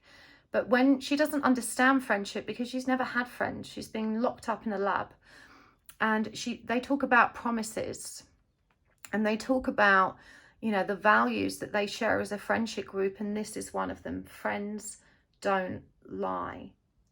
This is of significance to you because you're dealing with a life partner. Friends don't lie. Life partners definitely shouldn't. This person's values don't align with your own. End of story. Pay attention. They are very bitter. They're very jealous of you. And they will try and sabotage you and hurt you, because that's the kind of person they are. Pay attention to how they're behaving when they're not getting what they want. You know, when the mask slips, they reveal their true self. You know, we're only as good as we are in those challenging situations. It really does show people's true colours. I really feel strongly that you are in a very difficult situation with this person, that they really are not trustworthy. Music is significant for you. I'm not sure how in this situation. I'm hearing you need to connect to the radio more, because Spirit is trying to communicate with you through songs and lyrics. The blue counter, don't treat it like a game. Be authentic. The only strategy you need is one to support you in getting out of this with as much stability and financial grounding as you can. But continue to be true to yourself. Don't be tempted into this energy of deceit that your person is so comfortable sitting in. I really hope that was helpful for you, pile 2. I feel like you're in a very difficult crossroads in your life. And again, I wish I could reach out and give you a hug. Alas, I cannot. But hopefully you feel the full force of the light I'm sending you in this moment. And I'm sending you so much of it. Thank you for tuning in today. Hopefully you'll join me in the extended. We're going to go deeper. I want to look more at this divine relationship in the background, because I feel you need to hear about that. I want to get some more practical guidance about how to maneuver yourself out of this. And I want to dig a bit deeper on the shadow aspects that you're not acknowledging, that need to be acknowledged as well. So if you want to join me over there, the links are in the description box below. And I will see you there. Thank you for joining me here. Thank you for liking this video. Thank you for engaging with my commercials. Thank you for commenting, and thank you for subscribing. It's always a pleasure to share this space with you.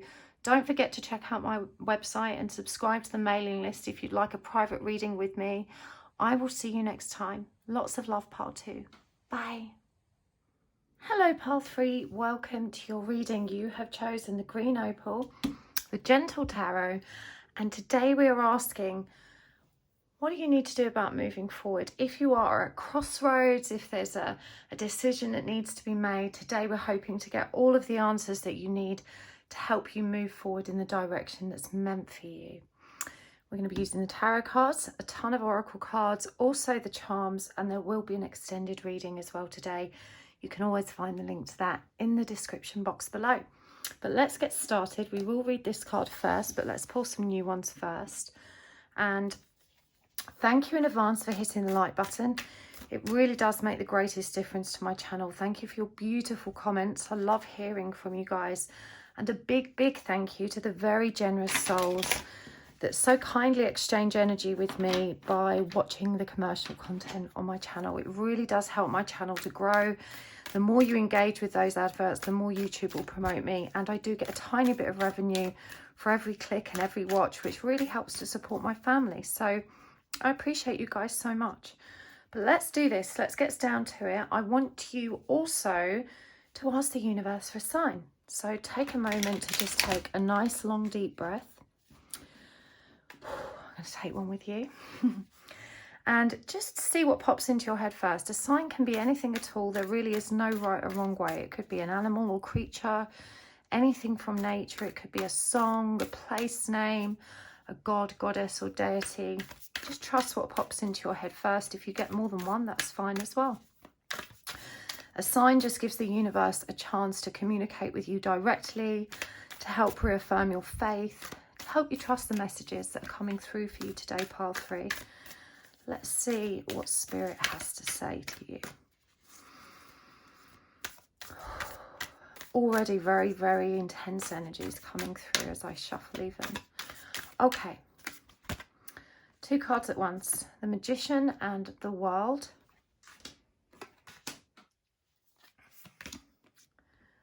The King of Stones in reverse. That's the King of Pentacles. 2 of Stones in reverse. That's of course the 2 of Pentacles, and the Empress in reverse, and the 8 of Cups. Please don't worry about reversals. It doesn't necessarily mean anything bad. It's just it helps me understand a deeper layer of meaning in the cards. If you're interested in how I'm shuffling, this isn't a riffle shuffle, but the cards are riffle shuffled before we start. There is a link in the description box below that explains that. So clarifying, we have the Strength card in reverse. The Root of Thunder in reverse. Now I believe this is the Knight. Knight of Swords in reverse. Ace of Wands in reverse. The Two of Cups. The Chariot in reverse. And the Hanging Woman or Hanged Man in reverse. Okay, let's get some oracle cards as well. I'm going to start with the Queen of the Moon oracle.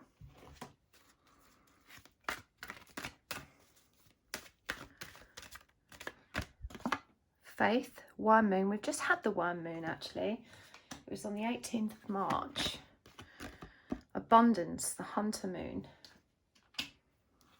And Protection, Waning Crescent Moon. And from the Divine Animals oracle,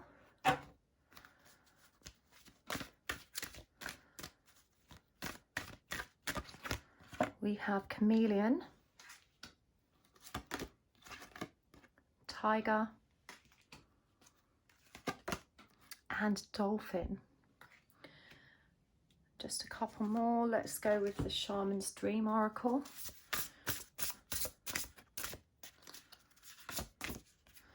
Wailing Tree, Reconciliations.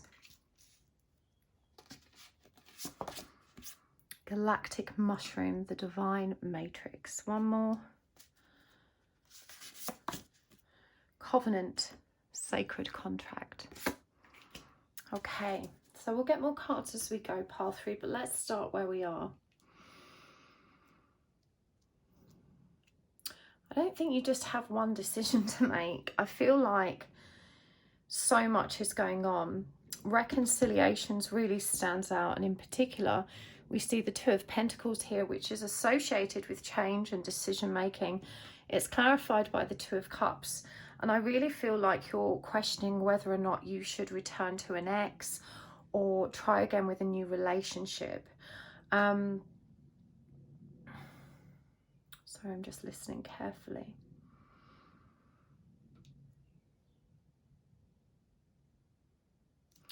The Magician, let's start here. So at the moment you're feeling much better. I feel like you've just closed out a really difficult timeline in your life. You've kind of found yourself in a new state of peaceful stability. It just feels like after a very long, hard road towards this energy of just calm, you're finally feeling a lot better. However, the Magician is clarified by the Strength card in reverse, and in some respects you're still struggling to make new inroads and figure out what's next.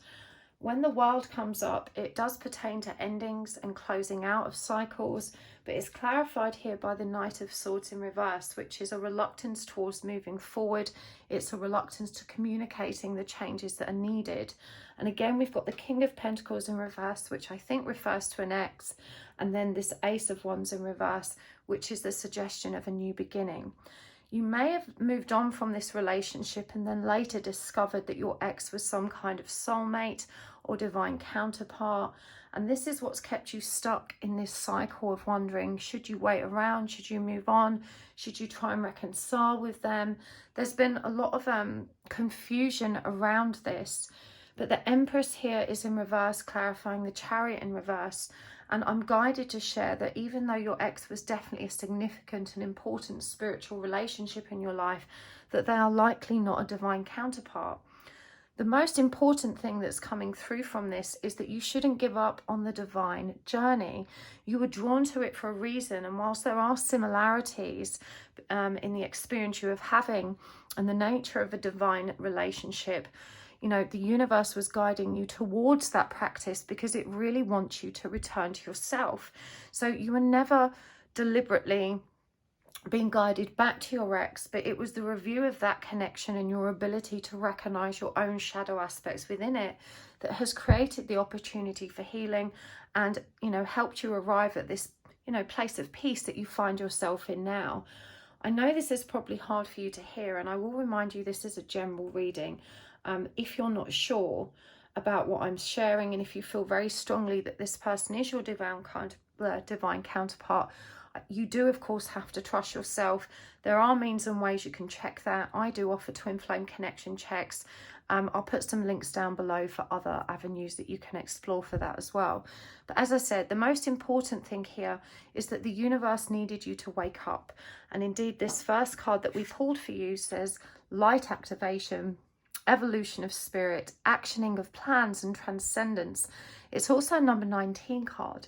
You know, this connects back to the energy of sun, the energy of joy and just feeling good again about life, that beautiful childlike state of contentment that we're all born with and hopefully can return to when we've resolved our pain and learned to bring ourselves back to balance through that evolution of spirit.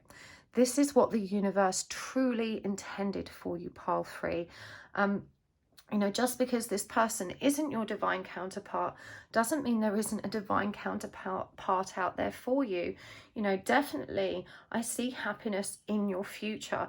But right now, the primary focus with this 8 of Cups was about returning you to yourself, bringing you back to your inner power and encouraging you to move towards a state of surrender. And I feel really guided to reaffirm what it means to be in a state of surrender. To surrender is to accept what is. It's to surrender control, to surrender expectations, to surrender our painful need to have things work out in a specific way. It means to surrender to the divine flow of life and just allow and be willing and open to receiving whatever is meant for us rather than what we think we want. You have suffered with a very hungry heart in your past, and you've been able to reflect on that and see that that codependent energy within you unintentionally sabotaged some of your relationships. That's not to say you were entirely at fault, because you weren't. You know, I do think with this King of Pentacles in reverse here and it being depicted here by the buffalo, you know, you were dealing with a very stubborn and unyielding energy in your ex. They weren't willing to evolve. They weren't willing to change. They're a very practical person that prefers to stand still in their state of being. You know, they haven't changed much over the years and they're unlikely to. And that was always a source of massive frustration for you, because there were lots of things about their character and behavior that weren't healthy, weren't loving, and oftentimes downright hurtful. I think that was so painful for you, that the idea of them being a divine counterpart that may grow out of this, that may evolve beyond those patterns, was something that kept you clinging on to this idea that maybe you two could get back together and make it work. But I really don't feel that that's the case. What I'm hearing about them is that's just who they are. It doesn't make them a bad person. But what you need to recognize about this situation is there was a huge incompatibility there. You two are so different. You are an evolving soul. You are someone who is able to, you know, take a look at yourself and to grow as a result of that observation of your own shadow aspects. This is your strength. This is what makes you so emotionally mature. And this is what makes you such a loving and decent person. You know, you have got way more strength than you believe. And I feel a lot of this drive towards maybe reconciling with your ex was rooted in the need for that, you know, companionship and stability, which you don't feel like you've yet achieved independently. But you can have that. Remember, we started with the Magician here. And the Magician is all about self-empowerment. You know, this card communicates that you already have everything you need in order to obtain the state of being that you long for, which is one of feeling loved, one of feeling cherished, and you truly deserve that. You know, your ex was removed from your life for a reason, and you were guided down this path of ascension for a reason, even though, you know, you feel you may have been misled in thinking that this person was a divine counterpart. You're being asked to recognize all the beautiful gifts and blessings that arose as a result of that line of thinking. Nothing is by accident. It wasn't the universe trying to trick you, but also, you know, it did give your spirit guides an opening to start guiding you towards the advice that you needed to evolve as a spirit and to transcend all of the painful energies that you've spent so long drowning in. And you've been performing so well at that. You know, there's such an energy of pride and gratitude from your spiritual council for the hard work you've been putting in to transform yourself and rise above all of the pain of your past. You are someone that suffered significant trauma, and Spirit recognizes that. They need you to know that you are never being punished. You know, you must have faith in your forward trajectory. You're also a very powerful manifester. You're a very powerful creator in all senses of the word, and you may find actually that you have been drawn towards very artistic or creative career paths. Whatever it is that you do, you apply huge imagination, and therefore you're very successful with new projects, new ideas. You're very resourceful. You know, Spirit is reminding you that you have so much potential and skill, and that you can not only be materially self-sufficient, but that you can fill up your heart in such a way that you no longer feel the pain of a companion's absence. In particular, you know, the ex. I do think that another one of the reasons why you've been so keen to return to them is that, having not maybe started a new relationship or found someone that makes your heart flutter in quite the same way, you may also be getting to a stage in your life where you feel like you should be moving on. You should be having a family, or maybe having children, or even more children. That can happen for you if it's what you truly want, but you don't need to look backwards in order to find it. As I said, I feel very strongly that the reason you feel so much resistance around moving forward is because, as we've seen with the Knight of Swords in reverse, you're out of alignment with your truth, you know, and you need to tread very carefully with your ex, because I do think that, you know, if you really wanted them back, there perhaps is the potential for that to happen, but it's not what's meant for you. Right now, the universe needs you to concentrate on yourself. It needs you to focus on restoring that divine blueprint of well-being that you're so worthy and deserving of, and that is available to you.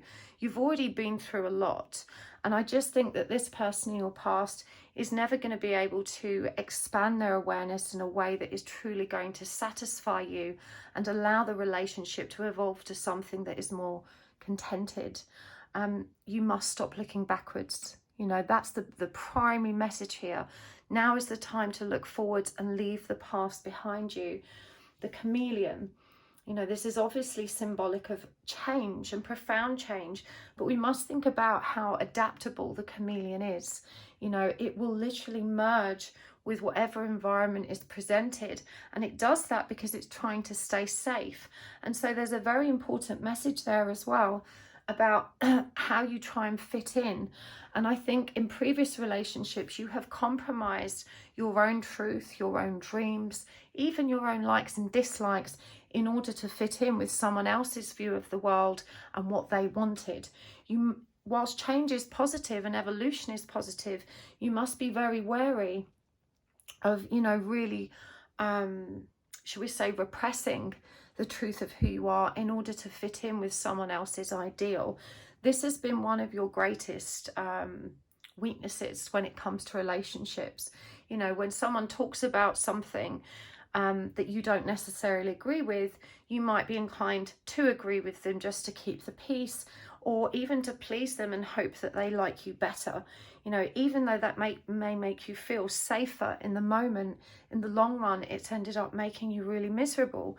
And you deserve to be with someone that values you for exactly who you are, that shares, you know, similar values and principles and perspective on life. You are entitled to happiness and it's available to you.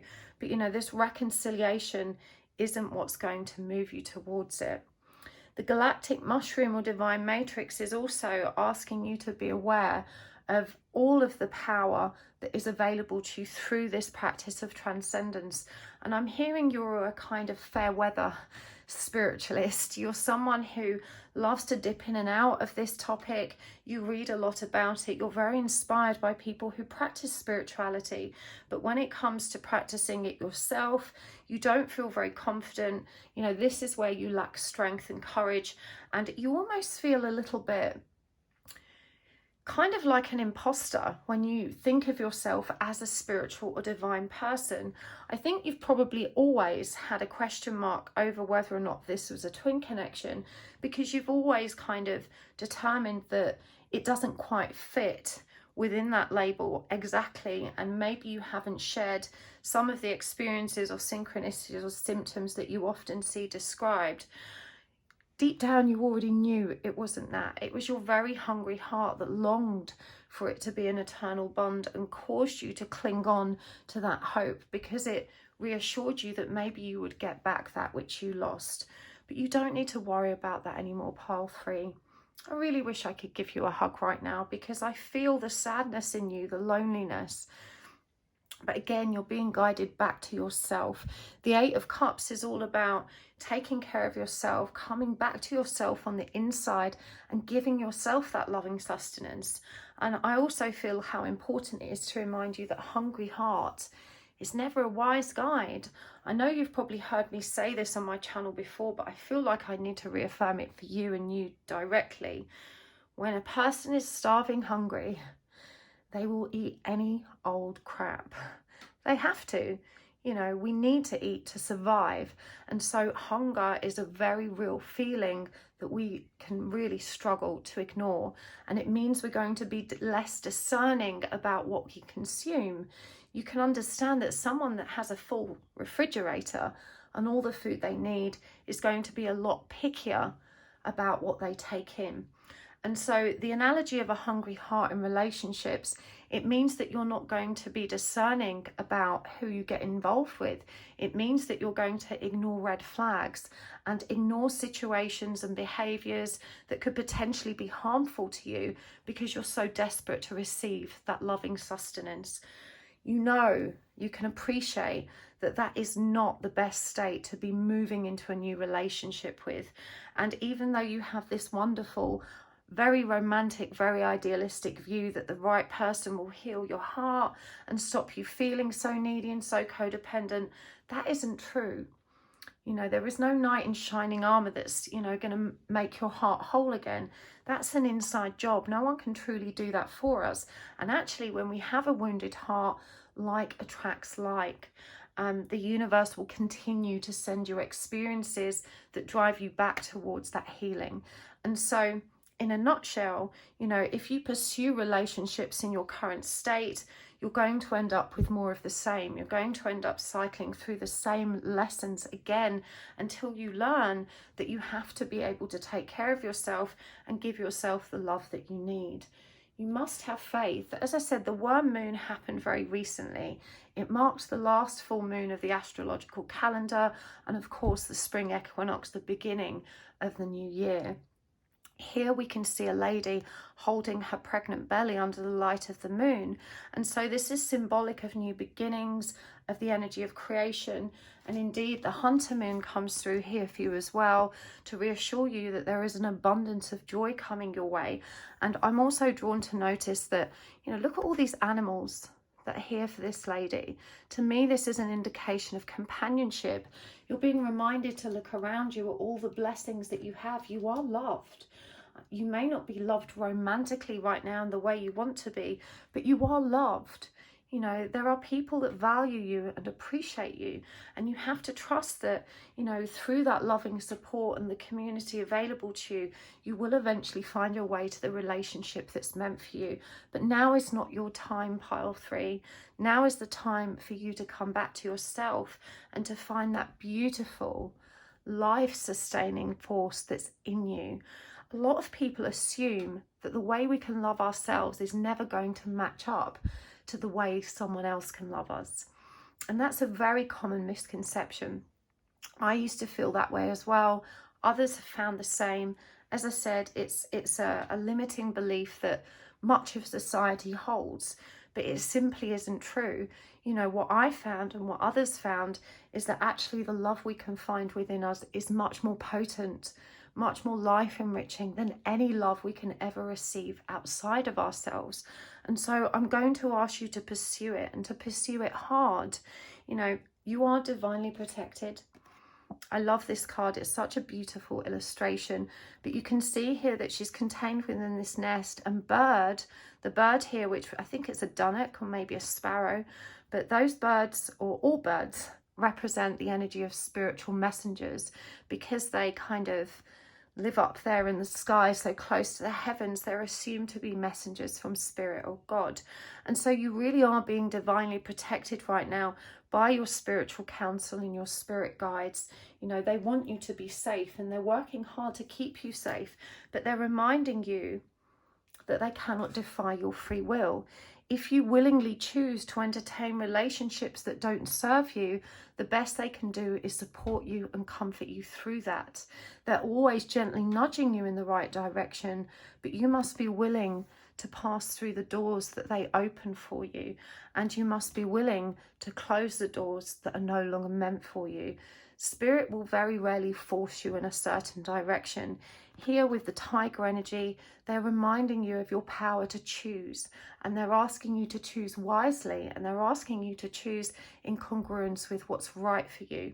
And what's right for you is to find that love inside, to heal that hungry heart, so that you can identify a healthy, loving relationship when it presents, so that you can be cherished and adored and supported and comforted in a beautiful relationship that adds up to everything you ever wanted.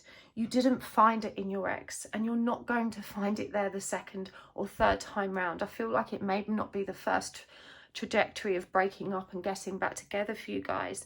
You know, you're going to find it for yourself. We see another pregnant lady here, and so again, for those of you that are thinking, you know, but maybe it's too late, what if I don't have a baby?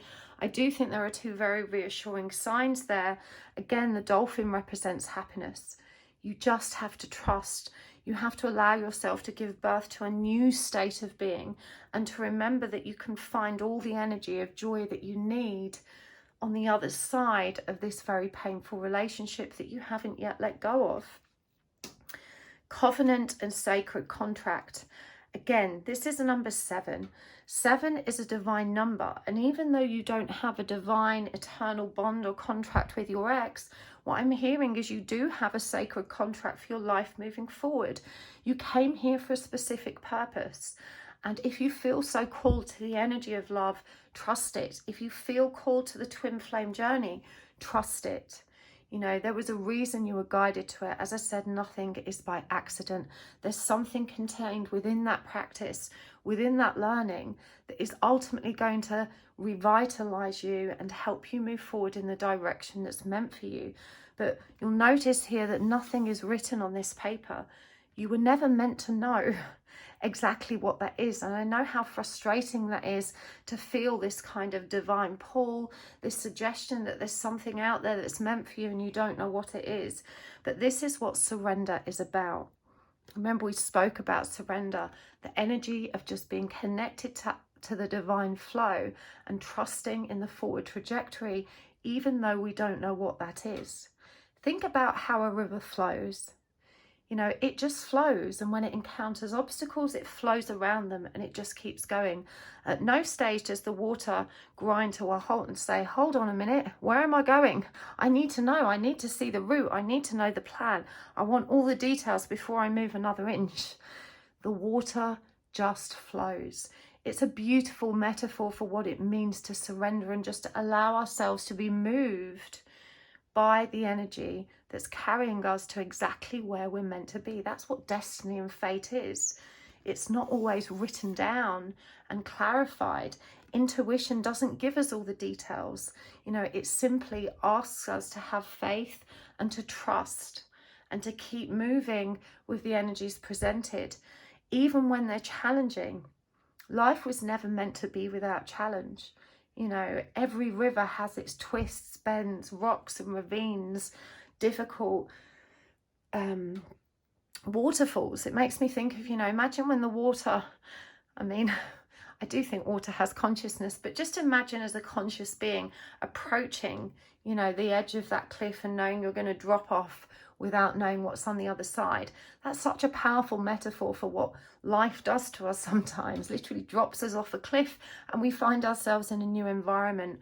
We all know how challenging and difficult that can be, but it is part of the flow of life. We all have those cliff drops. You know, please don't believe that you have somehow had a life that's, you know, of punishment or infinitely more difficult than others. It's true to say that on the surface, a lot of people seem to live charmed lives, but we really don't know what goes on behind closed doors. We don't know the pain that people carry. We don't know how they were raised. We don't know what's in their past. We don't know about their health. We don't know what struggles they're facing. You must resist the urge to compare yourself to your peers and the people around you. And you must resist the urge to sit in the energy of resentment and envy, wondering why everyone else seems to have it so much easier than you. We all have our cross to bear, and maybe they haven't had intense crises or trauma yet, but trust me, no one gets out alive without it. We all go through the mill, and you must recognize that yes, things haven't been easy for you, but you have an opportunity now to create the life you want, and that you're already on the right track because of the powerful healing you're doing. And this ability to face yourself and evolve in a spiritual way has been one of your major strengths. But as we've seen, you know, spirituality and the consistent flow of that energy, that faith that you're able to create as a result of it, requires your commitment. Being a fair weather spiritualist hasn't served you, but you've managed to convince yourself, oh, that didn't work for me. I'm not good at meditation. I tried that, but it's not the right thing for me. You know, everyone can meditate. You really have to stick with it. But the spiritual practice above all else is the practice of learning to love yourself, be kind to yourself, and to recognize your own emotions and the pain contained within it as a gift that helps you ascend as a more loving and compassionate being, and that you can bring it into balance, and that you can find the peace and contentment that you crave. So let's get some more cards. I want to get some guidance cards as well. We're going to go deeper in the extended because I feel like we need to look back at that relationship a bit more and work out why you ended up in it in the first place. I think that's going to help you move forward. And I also in the extended want to look at, you know, what's in the future for you, which is going to inspire you and motivate you and give you the drive to move forward. But let's get the guidance for now based on what we've read so far. I'm going to use this Sacred Light Oracle. Okay, that one flew out. Well-being, self-preservation, service to spirit, youthful experience, beautiful energy. Reminds me of Mother Mary, that card. Crystal Kingdom, slowing down, materialism and psychic debris.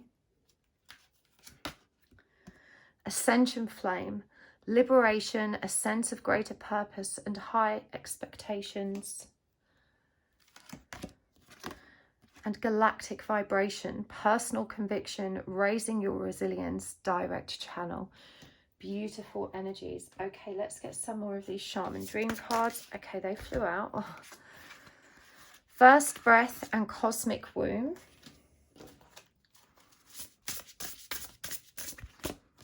Lost Compass. Fortune's Wheel. And Closing Door. I'm going to get one of these cosmic reading cards as well, and I'm going to read this one straight from the book. This is such a stunningly beautiful deck and so beautifully written. Hence I always read it from the book, and they're always eerily accurate. It's mesmerizing. Okay, so the card we got for you is World Within World. So I'm going to pop that one over there. Let's get some charms as well. Give them a bit shake up. Okay, one fell out. That's a 5p coin.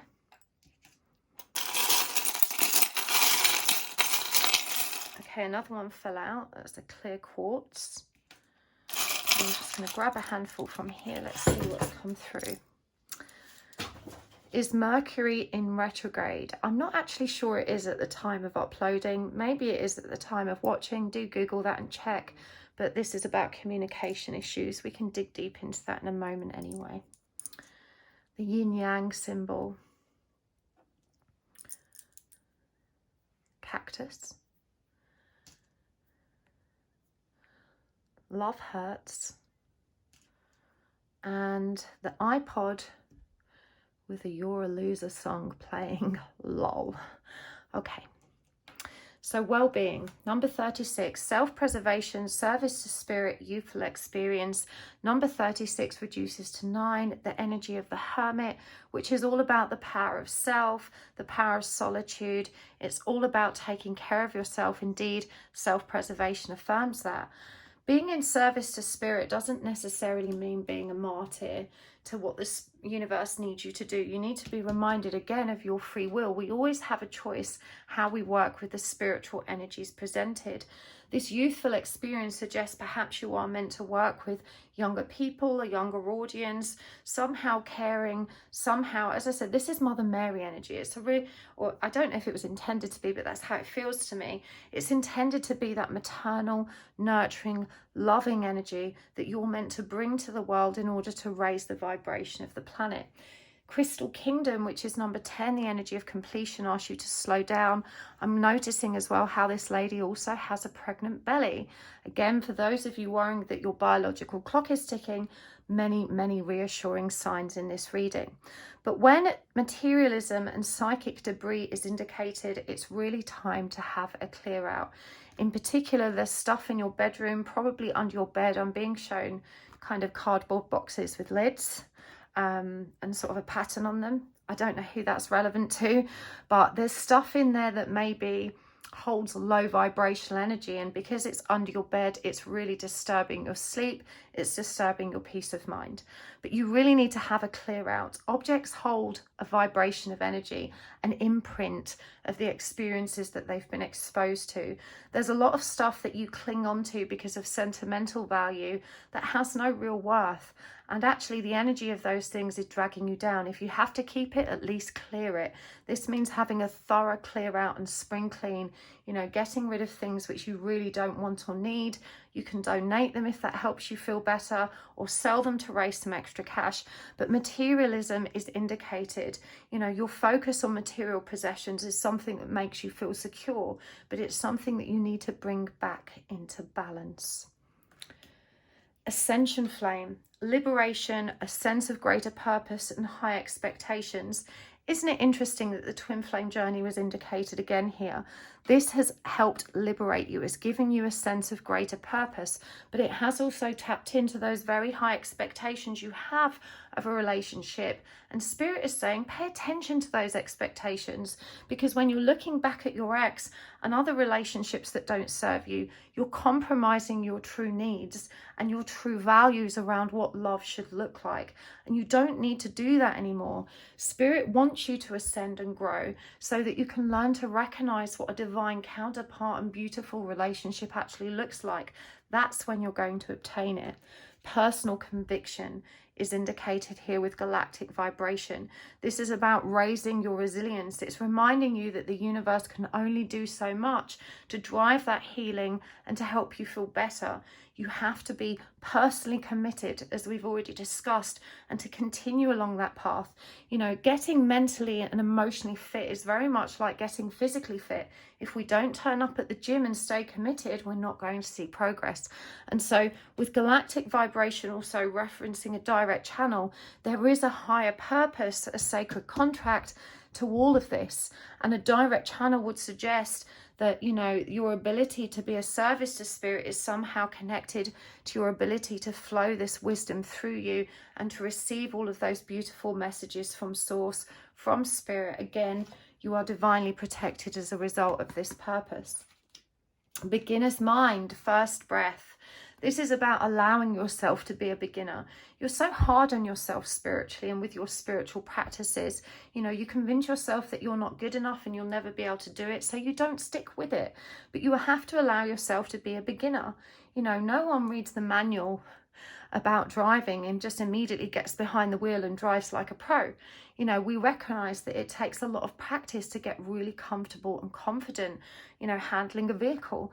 Every lesson we learn is the same. There's going to be a period of learning theory. There's going to be a period of practice before we really master this new skill. You're being asked to be gentle with yourself, cosmic womb, as if you didn't need any more reminders about pregnancy. Now, maybe some of you are pregnant, maybe some of you desperately want to be. Regardless, you are being reminded of your divine femininity. And the cosmic womb also refers to that period of incubation that we go through as spiritual beings, that transformation where we're like butterflies in the cocoon, preparing to emerge into a new way of life. You know, you have been going through a period of massive change, and this has been necessary because you lost sight of who you really were. You bent in so many different directions to accommodate and please the people that were around you and that you wanted to love you, that you got really far removed from your own truth. And this also disconnected you from your own intuition. Getting back into integrity means getting back into true resonance with what you really want, who you really are, and what life really means to you, and to recognize that as your truth and not something that's been distorted by someone else's. Fortune's wheel, luck and right timing, a beautiful message that you can trust in the forward trajectory. Luck is on your side, and when the timing is right, you will be propelled forward into the right relationship. You just have to be patient. And first of all, you need to close the door. You need to complete that old cycle that keeps you longing for a relationship that was so dysfunctional and hurt you so badly. You cannot truly move forward until you're able to close the door behind you. A new one won't open until that has happened. Even your iPod tells you this person's a loser. No doubt you are being stalked by songs on the radio that are about, you know, divine self-empowerment, ugly breakups and all that kind of stuff. Perhaps you find solace in this kind of music because it helps you feel understood. But pay attention. In part, the universe is also reminding you, we hear you, you're right, let's not go back there. The cactus, you do need to protect yourself. Remember, we said the universe can only do so much. It can't override your free will. And so you need that defensive, protective energy to keep the wrong characters and the wrong prospective relationships at bay. This is about developing healthy boundaries that allow you to interact more safely with romantic prospects. Yes, love hurts, and I know that you've been hurt, but you're going to be okay. You know, ultimately, love can hurt anybody. Falling in love is always a risk, but it doesn't have to be an unmeasured risk. You know, we can often see the red flags and perceive risks before we take a step. But in order to do that, we have to feed the hungry heart so that it's not betraying us every time. You know, love doesn't have to hurt if we choose more wisely, is the message here. Is Mercury in retrograde? Again, this is about communication. Now is not a good time to communicate with others your confusion. You are a very evolved being, and not everyone has such a sound or grown perspective. And I do think that a lot of people liked your ex. You know, maybe your parents really miss him, or your friends thought he was such a great person, or she was such a great person. You know, this is about listening to your own truth and not the distorted versions of other people's. No one truly knew what you experienced, only you can. And so you must be very careful when it comes to taking advice about what you shouldn't or should do. And that includes me. You know, everything is about running it through your own inner compass. But I think you know what's true. And I think you're able, you know, when you're calm and collected, to recognize that your need to run back to that other situation is born of your fear of being alone. The yin-yang symbol is a powerful one. Another twin flame symbol, but it also reminds us of the need to balance our light and dark aspects. This is what true healing and peace is about. We are all made of light and dark, but we can all find that perfect balance which helps us feel at peace and be our best selves. This is your primary goal. If you can achieve that, then you open all the doors to the best potential timelines that are available to you. We did have Crystal Kingdom, and a clear quartz has come up for you. Clear quartz is an amplifying energy. It's able to be programmed with all the energy that we need to carry with us and to amplify and help us, should we say, spread the energy to where it needs to go. You need a piece of clear quartz in your life, but this is also about remembering. And so maybe meditating with crystal, and that's exactly what this lady is doing here, is really going to support you in aligning with the right move and the right next step. See a penny, pick it up. I always associate these with good luck, but this is a 5-pence. This is about transformation as well.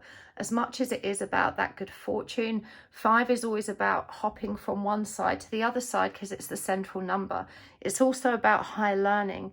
This is really reminding you that even though the lessons you faced are challenging, that you're actually very lucky to have the opportunity to grow in this way and to try very hard not to resent it. Right, we're going to take this over to the extended in a minute, but let's read your final card for you. Wild Within Wilds. Number 36. Okay. I'm going to hold it up close in case you want to screenshot this so you can read it again. The quote here from Black Elk says, "Peace comes within the souls of men when they realize their oneness with the universe, when they realize it is really everywhere. It is in each one of us." This card serves as a reminder to look within yourself for answers. Isn't that crazy? I told you they're always accurate. It's wonderful that you're so open to the opinions of others, but be discerning. Use your inner knowing to decipher and interpret what feels right for you. Many look for the source of all life outside of themselves, but if you truly wish to connect to that greater pool of conscious love, look within. Inside you, the cosmic universe spans with inner worlds and stars. Yes, inside you. You are the master and creator of the worlds and galaxies within you. How you are as the creator ultimately affects the outer world that you are also part of. See yourself as the greater body, and within you the cell that also needs to hold its vibration and healthy light. You as a creative master can affect your cells or worlds by your thoughts, actions, and words. Raising the healthy light of your cells raises your own vibrational light, thus raising the planetary light as a whole. If a cell in your body is imbalanced and sick, that sickness slowly starts to spread to the rest of your body. See the earth as a cell in the body of universal energy. It is vital that the vibration of this earth is raised to positively affect this greater universal body. You are a creative God of infinite power and light. The more you come to understand this truth, the more you will be amazed by the power you hold as an individual to manifest and bring about peace and change. And the affirmation is, I am love, expanding and growing in power, clarity and truth. Absolutely beautiful, pile 3. I think that really affirmed everything we've already connected with about your spiritual purpose, being a direct channel in service to spirit, and this sacred contract that is guiding you back to your own spiritual evolution so that you can support the planet in its journey towards greater states of love and peace. That is ultimately why you are here, and it matters, and it means you're being taken care of and you can trust in your future. I really hope this helped today. Thank you so much for tuning in. If you would like to book a private reading with me, make sure you are on my private web mailing list on my website. If you go to www.happysouls1111.com, you will find a little box there where you can pop your email address in, and when I open my diary, you will be the first to know. You can also book spirit release therapy with me, and I do have a how to read tarot cards class coming up very soon in April. Hopefully I'll see you there. So thank you for being here today. Lots of love. See you next time. Bye. Hello, pile 4. Welcome to your reading. You have chosen the Blue Moon Crystal and the Wandering Star Tarot. And today we're asking, what do you need to know about your next move? This reading is for anyone who's struggling to make a decision, who's not sure where to go next in life. And we are hoping to figure out, what is trying to manifest for you? What do you need to know about this decision-making process, or how to move forward? So I'm going to give these a shuffle. We're going to pop that card over there. We're going to use all the tarot cards today. We're going to use the oracle cards and the charms, and there will be an extended reading as well. Thank you in advance for hitting the like button and subscribing today. And a very special thank you to the very generous souls who continue to engage with the commercial content and adverts on my channel. It really does help my channel to grow. I appreciate it so much. It's such a perfect energy exchange. 1 minute of your time for one of my readings, and this provides a small income for my family, and it also means that YouTube will promote my videos more. So thank you for those of you that take the time to do that. Now, whilst I'm shuffling, please take a nice long deep breath and take a moment to ask the universe for a sign. A sign can be anything at all. It could be any object, an animal, something from nature, a place or song name, perhaps a combination of numbers or colours, whatever works for you. God, goddess or deity, there really is no right or wrong. Just trust whatever pops into your head first. And if there's more than one sign, that's okay as well. Okay. So, what's your next move, pile 4? What do you need to know? If you're at a crossroads or you're not even sure what your considerations or options are, we're going to get all the answers for you today. Let's do this. The first card is the King of Cups in reverse. This is Scorpio energy. The Page of Pentacles in reverse.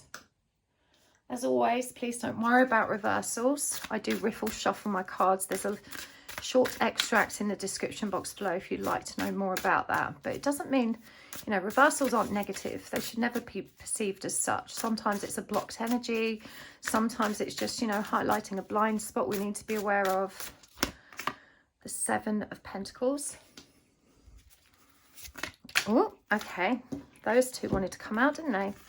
The King of Pentacles in reverse and the Five of Swords. I'm just going to get one more and then we'll clarify these. This is such a beautiful deck. The Five of Cups in reverse.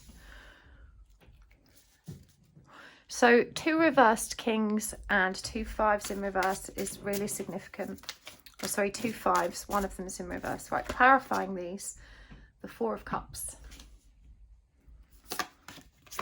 The 4 of Wands in reverse. The Moon in reverse. The World in reverse. The Wheel of Fortune. And the 9 of Wands. Okay, let's get some oracle cards as well. I'm going to start with the Divine Animal Oracle. We have Raven, the Honeybee, and the Dolphin. And from the Queen of the Moon Oracle,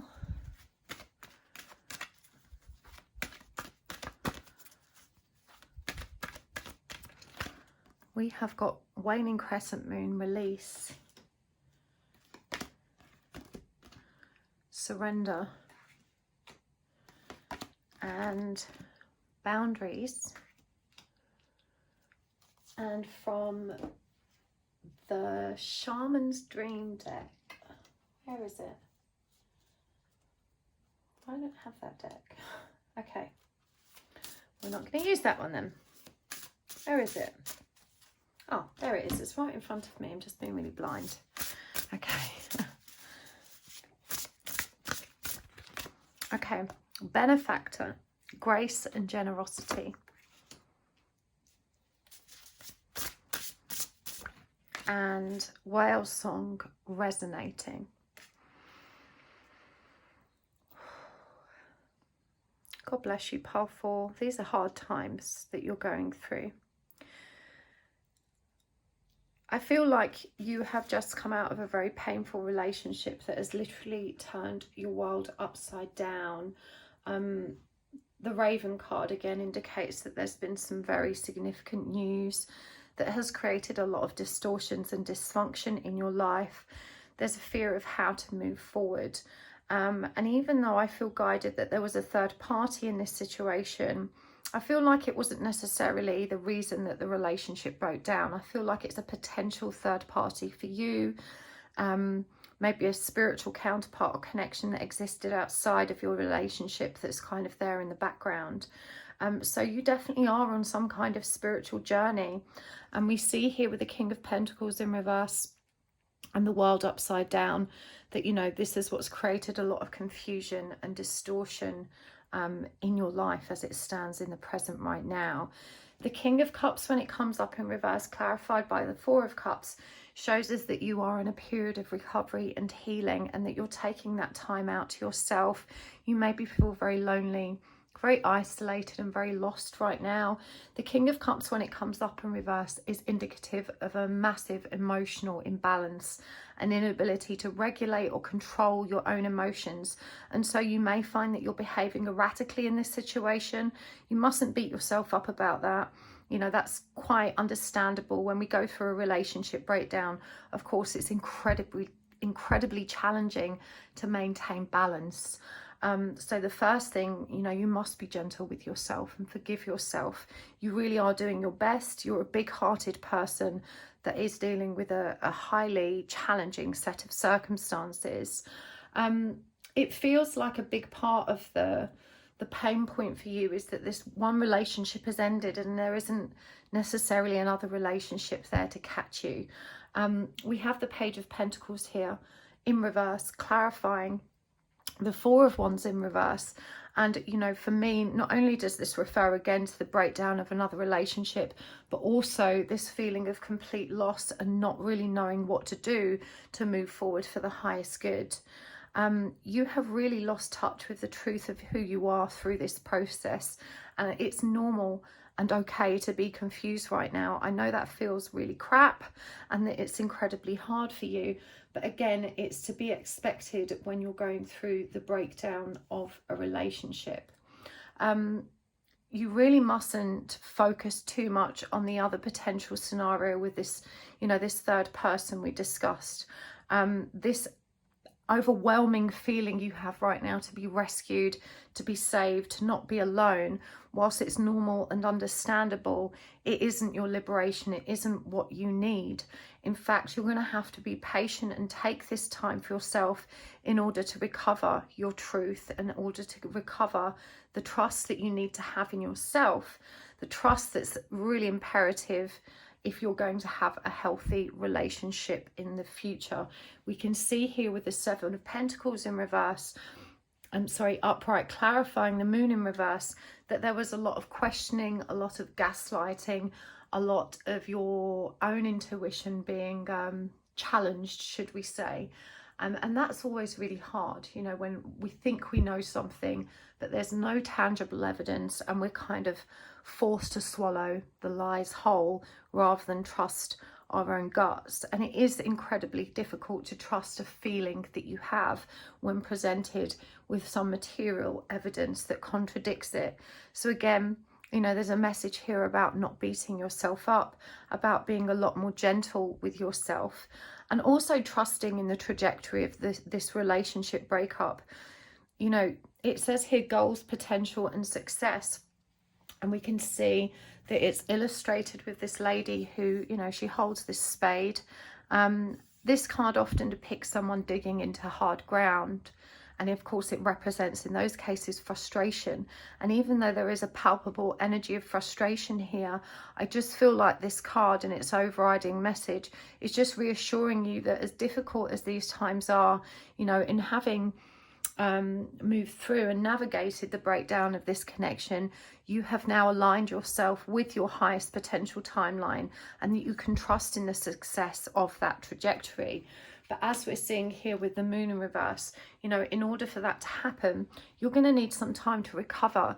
You're going to need some time to come back into balance and wholeness with self, in particular where your intuition is concerned. Now, when the Moon comes up in reverse, this can also indicate underlying mental health conditions, because it's the card associated with paranoia and disillusion.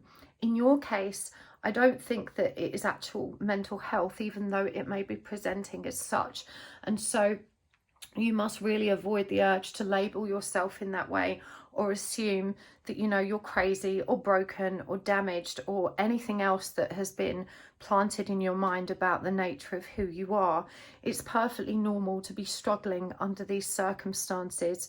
And indeed, I'm hearing that, you know, the person you've broken up with was in some respects quite emotionally abusive and coercive, and so this has slowly degraded your self-esteem, your sense of self, your sense of personal truth, and it's also detached you what's the word? It's like you've become so far removed from the truth of who you are that you no longer know what's real and what isn't. So I don't think you need to worry that there's any dramatic mental health underlying condition here.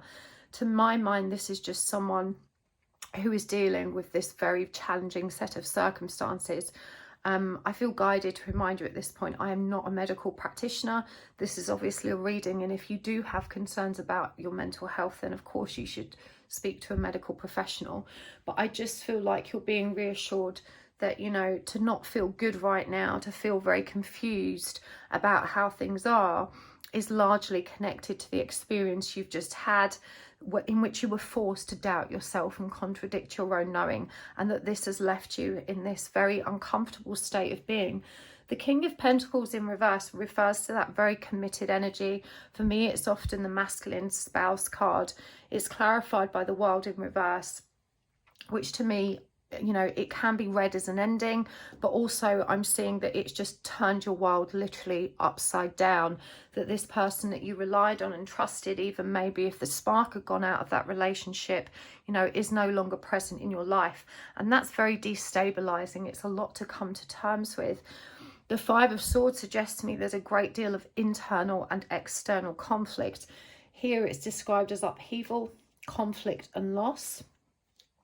And you can see that the snake appears in both rows. Indeed, it appears here again in the world. The snake is symbolic of transformation and new beginnings. It's often used to represent the Scorpio energy as well, because of the qualities and attributes of transformation that the snake embodies. Of course, snakes shed skin. And so when they crop up, they really do show us that we're moving into this state of rebirth, this very new state of being. Even though there is a lot of conflict, whether that be inner conflict or external, surrounding this situation, you're being asked to trust. The Wheel of Fortune is, generally speaking, a very auspicious energy. It's a lucky energy, and I'm hearing that you have had a lucky escape. And whilst it might be very difficult to reconcile that at the moment because of how hard it feels and how challenging it feels, this is one of the situations in your life that you will look back on with ultimate gratitude, and you'll understand that it was a very necessary ending and transformation that had to occur for you, and it is occurring for you. You know, it's a gift. It was never sent to break you. It was always meant to be to move you from, you know, one situation that didn't serve you towards another that did. But there is a lot of healing that needs to happen now. You know, we saw here with this Four of Cups, this kind of energy of, and it says here, yearning, disillusion and boredom. And you probably were bored in this relationship anyway, but didn't have the courage to leave or to make changes. And, you know, now you've kind of been thrust into this situation. Some of you may have chosen it, but I feel it came as a bit of a shock for most of you. But now that you are in this situation, you have an opportunity to actually review it with a little bit more clarity. The Five of Cups shows us that that grief cycle, that healing cycle, that facing the loss is still in motion. And here it actually does say loss, leaving and sorrow. You know, leaving a relationship, whether it was or wasn't the right thing to do, is never easy. Even if it's something we chose for ourselves, it's still incredibly difficult, especially if there's family or children involved. The Five of Cups, as painful as it is as an energy, it's also a very necessary one. You know, grief means to face our pain and come to terms with it. And, you know, it's an incredibly hard energy to cope with. But the fact that this is clarified by the Nine of Wands is very reassuring, because the Nine of Wands is about stamina, it's about determination, and it's about literally having the strength to keep moving forward despite the adversity you face. Here it actually says strength, support and boundaries. Boundaries came up as a card here for you. We also have the energy of reciprocity coming through with the honeybee. And I feel like this is what you're being challenged to recognize and learn from in this relationship. This card that you chose from the lineup, Light Body, says independence brings comfort from past restrictions and ancestral healing. So this really reassures me that you are closing out a painful cycle, and it's through the access to the independence you really have now that is going to eventually drive you back towards a more comfortable, happy and whole state of being. You were very restricted in the past. In particular, it says light body here. You know, for some of you, your partner may have been very unsupportive of your awakening experience, the change in interest that you've demonstrated, your desire to kind of start embracing your spiritual nature. You may have come up against fierce resistance in some cases where you were outright judged or undermined or disparaged for these beliefs that may have contradicted theirs. Even if there wasn't judgment or kind of harsh oppression there, you didn't have the freedom to truly explore that aspect of self because you were so consumed by the needs of the situation you were in. And so sometimes being alone, you know, having this solitary time is an essential part of our growth, of our evolution, and you must welcome it even though it can feel very challenging. Ancestral healing. You know, I do feel that this relationship you were in was a karmic cycle that you were closing out after many, many incarnations and attempts at the same resolution of this pattern. And, you know, you're finally in a lifetime in which you are awakened enough to be able to review it with the breadth of perspectives that's required in order for you to actually heal it. So again, you know, Spirit's reminding you this is something you've already done before. You're very ready for it and you are ready to ascend and rise above it. And if you can just, you know, allow yourself to move through this period of difficulty and challenge without beating yourself up too much, you're going to navigate it much more smoothly and with a lot more grace and dignity. I want to come back to this news because the Raven here, you know, suggests that there was this unexpected news, that this portal opened, all of this truth was revealed. I don't know if this is significant to any of you, but there's a gentleman here in the beak of the Raven and he's holding a sword and a shield. Now, a sword is relevant to communication and truth, and the shield, of course, is a defense, but this person has dropped their defense and neither are they wielding their sword in an aggressive way. And so I just feel like, I know not everyone would have interpreted the card this way, but for me it's coming through as passive aggression and covert narcissism. And those kind of people are very good at making you look like the crazy one. And so you may have been forced to question your own integrity. You may have been blamed for the breakdown of this relationship. You know, in truth, again, I feel like you were very much emotionally coerced, abused and manipulated to arrive at this conclusion. That doesn't mean you're angelic in this situation because, you know, usually when we are in a dysfunctional relationship, it's because we're carrying through some dysfunction of our own. But I do think it's important that you recognize what is real and what isn't, and that you have taken a huge burden of responsibility for the breakdown of this connection, which isn't entirely fair. Again, I'm being drawn back to this energy of boundaries, and, you know, not necessarily having had very healthy ones in your case. And when we are you know, facing narcissistic abuse, especially covert narcissistic abuse, we don't even realize how much we betray ourselves with flimsy boundaries, because we're often coerced into believing that our boundaries are unnecessary, or that they are irrational or unreasonable. The truth is, you have spent most of your life being conditioned to people please. And you know, in particular, I feel like with the parents, in your case, it may not have been immediately obvious that their parenting was very focused on getting the parents' needs met, and that you always received that approval when you succeeded in meeting those needs. We often tend to think, you know, if our parents are, for example, I feel in your case this was to do largely with education and the pressure you felt to perform. On the surface, it just looks like our parents want us to succeed. They want to prepare us for flying the nest in the best way they can. And so we may not necessarily perceive their fierce pressure and need for parental approval in education as meeting our parents' needs. But of course, parents who, you know, have such an intense focus on a child's performance are usually trying to validate themselves through the parental experience, or they simply cannot cope with what having a child that doesn't perform says about themselves. And so it definitely feels like you were taught to meet other people's needs in an indirect way like this. Perhaps for you it wasn't education, but you didn't necessarily associate it with the energy of people pleasing because it, you know, it just wasn't obvious. It may have looked like they were just trying to be a good parent, but you had to jump through a lot of hoops in order to receive that support and nurturing and approval. And you were also very much rejected when you weren't meeting those high standards that were laid out for you. I feel really guided, and I don't know why, but someone needs to see this card close up. I've just been asked to bring it up to the camera. I don't know what that means to you or what the relevance is, but I'm just following orders. So yeah, you know, you've never had healthy boundaries, and you are very easily triggered into meeting other people's needs. I feel like you have recently become aware of this, and this is what introduced even more conflict into the relationship you were in that has now since broken down. The honeybee and the energy of reciprocity. Interestingly, this is not coming through either, how I would normally interpret it.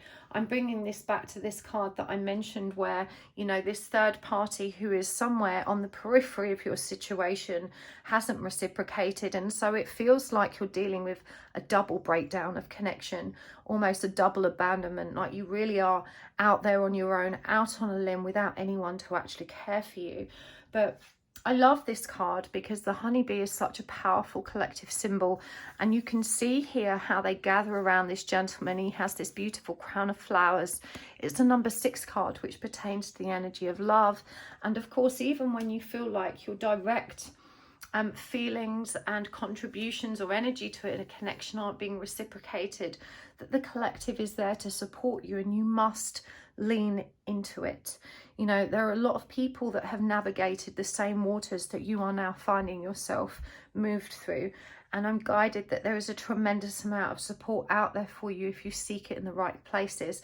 This is about looking for like-minded souls that understand the complexities of your spiritual path and your journey, because as I said, for some of you, this other connection, this third party connection, is undoubtedly related to a twin flame, or at least a very spiritual or divine kind of soulmate energy. It's worth mentioning I do have a Facebook group which is intended to support people on such journeys, and you can find the link for that in the description box below. That may help you connect with people that can support you. But again, the message here is that you are not alone. Indeed, you know, when the dolphin comes through, and we also have the whale song here, both beautiful and highly intelligent water creatures. The dolphin in particular is symbolic of joy. It's referenced here as happiness, and you can see that even though the dolphins here are in the deep, that we can see this contrasting playful energy on the surface. And this just reassures me that, you know, you are going to make your way out of the deep, and you're going to find happiness and joy again. And you need to trust in the trajectory and of what's occurring for you. As I said, for you, you feel like you've been left, abandoned and rejected, but actually you've been released. And we can see here this lady, you know, rising in light. The butterflies are symbolic of that profound transformation. The moon, of course, represents the illumination of our own intuition. And the numbers here too are very significant, because 2 is the number of the high priestess, you know, that connection to our own emotional and intuitive senses. And 7 is a very divine number. It's all about fate and destiny. And when these numbers are combined, it adds up to number 9, which is the energy of the hermit, the power of self, the power of solitude, and that deep inner work we need to do to return to the truth of who we really are. So you're being asked to surrender to this, you know, to recognize again that even though it seems like this storm is approaching, to willingly accept it and allow yourself to move with it. You know, you really are a very blessed person, but everyone has to face the discomfort of challenge and change. You know, nothing stays the same. And sometimes in order that we can move towards what's meant for us, we have to really let go of that which doesn't serve us. And as I said earlier about relationships ending, whether we chose that for ourselves or not, it's never, ever easy. You know, change is always very, very uncomfortable. I can't take my eyes off the celestial crystal at the moment. I was guided not to do a grid for this reading. I don't know what significance the celestial has for you. Maybe it's just the word. This is a particularly beautiful one. I don't know if the camera can pick up the rainbows within it. There's something about celestial crystals that you need to connect with. Obviously this card that we picked for you, Light Body, also speaks of that, you know, connecting to your light source and your truth. Celestial crystals are very powerful stones to meditate with. So if you were already drawn to one, or if you've been looking for a crystal to work with, as I said, my eye was drawn to it and I couldn't peel it away, and I felt a strong impulse to mention it to you. Benefactor, grace and generosity. Again, when you're facing such tremendous upheaval, it can feel really challenging to embrace this journey and accept that you are somehow a benefactor of these very extreme and uncomfortable circumstances. But again, you know, this is number 3. It's the energy of creation and abundance. You can see these lovely little field mice here kind of huddled together, supporting one another, and the magic of that mushroom energy that comes forward as well, a powerful symbol of dreaming a new state of being. And so I feel like, you know, for you, this isn't so much about a tangible decision. It's an inward decision about learning to accept and surrender what's happening, to trust that you have been released to have a new future, to trust in the potential and the success of that, to trust that you are being moved towards what's meant for you. You know, the decision you need to make is to face yourself, to tackle your healing with as much grace, generosity and dignity as you can muster. The whale song as well, I think, is really significant, because we can see here that he's been elevated out of the depths into this bubble. The whale has a huge, big heart.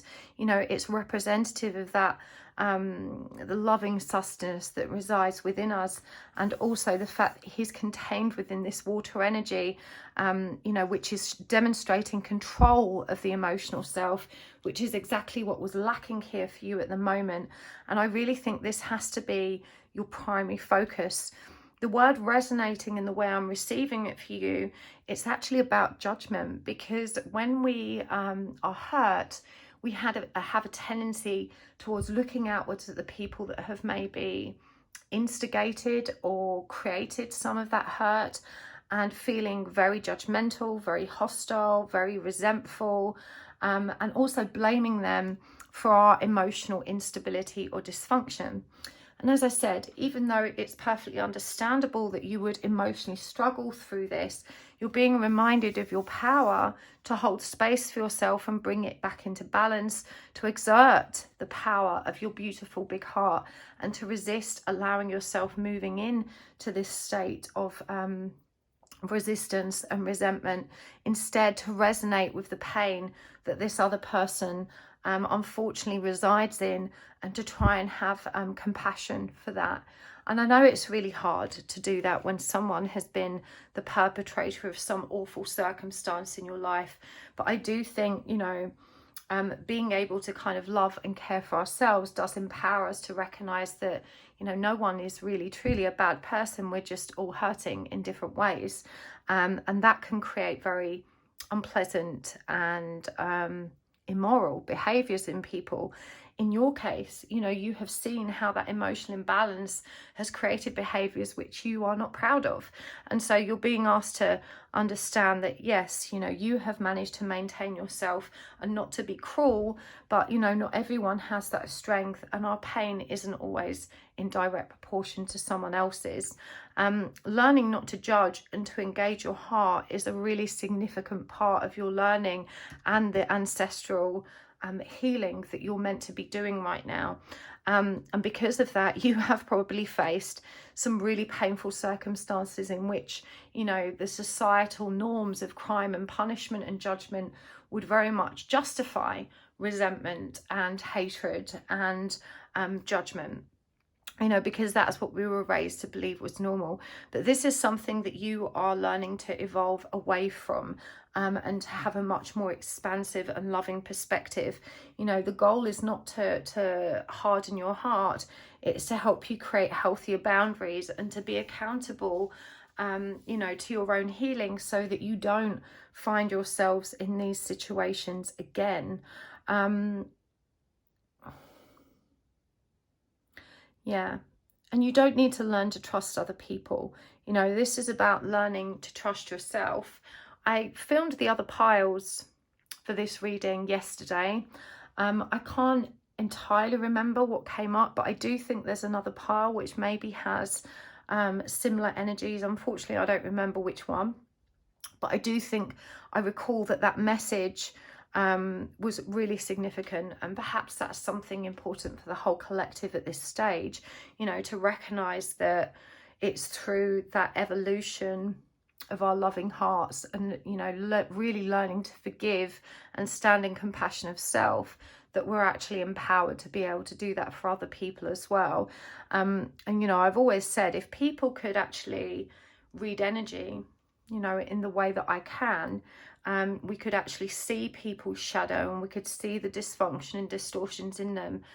No one would judge so harshly when someone acted out or behaved badly, because you would recognize the pain point which created that behavior or state of being, and you would only feel compassion and sympathy. And, you know, that is a truly civilized and evolved state of love that the whole world is moving towards now. We are in the age of Aquarius, which is the age of altruism, right?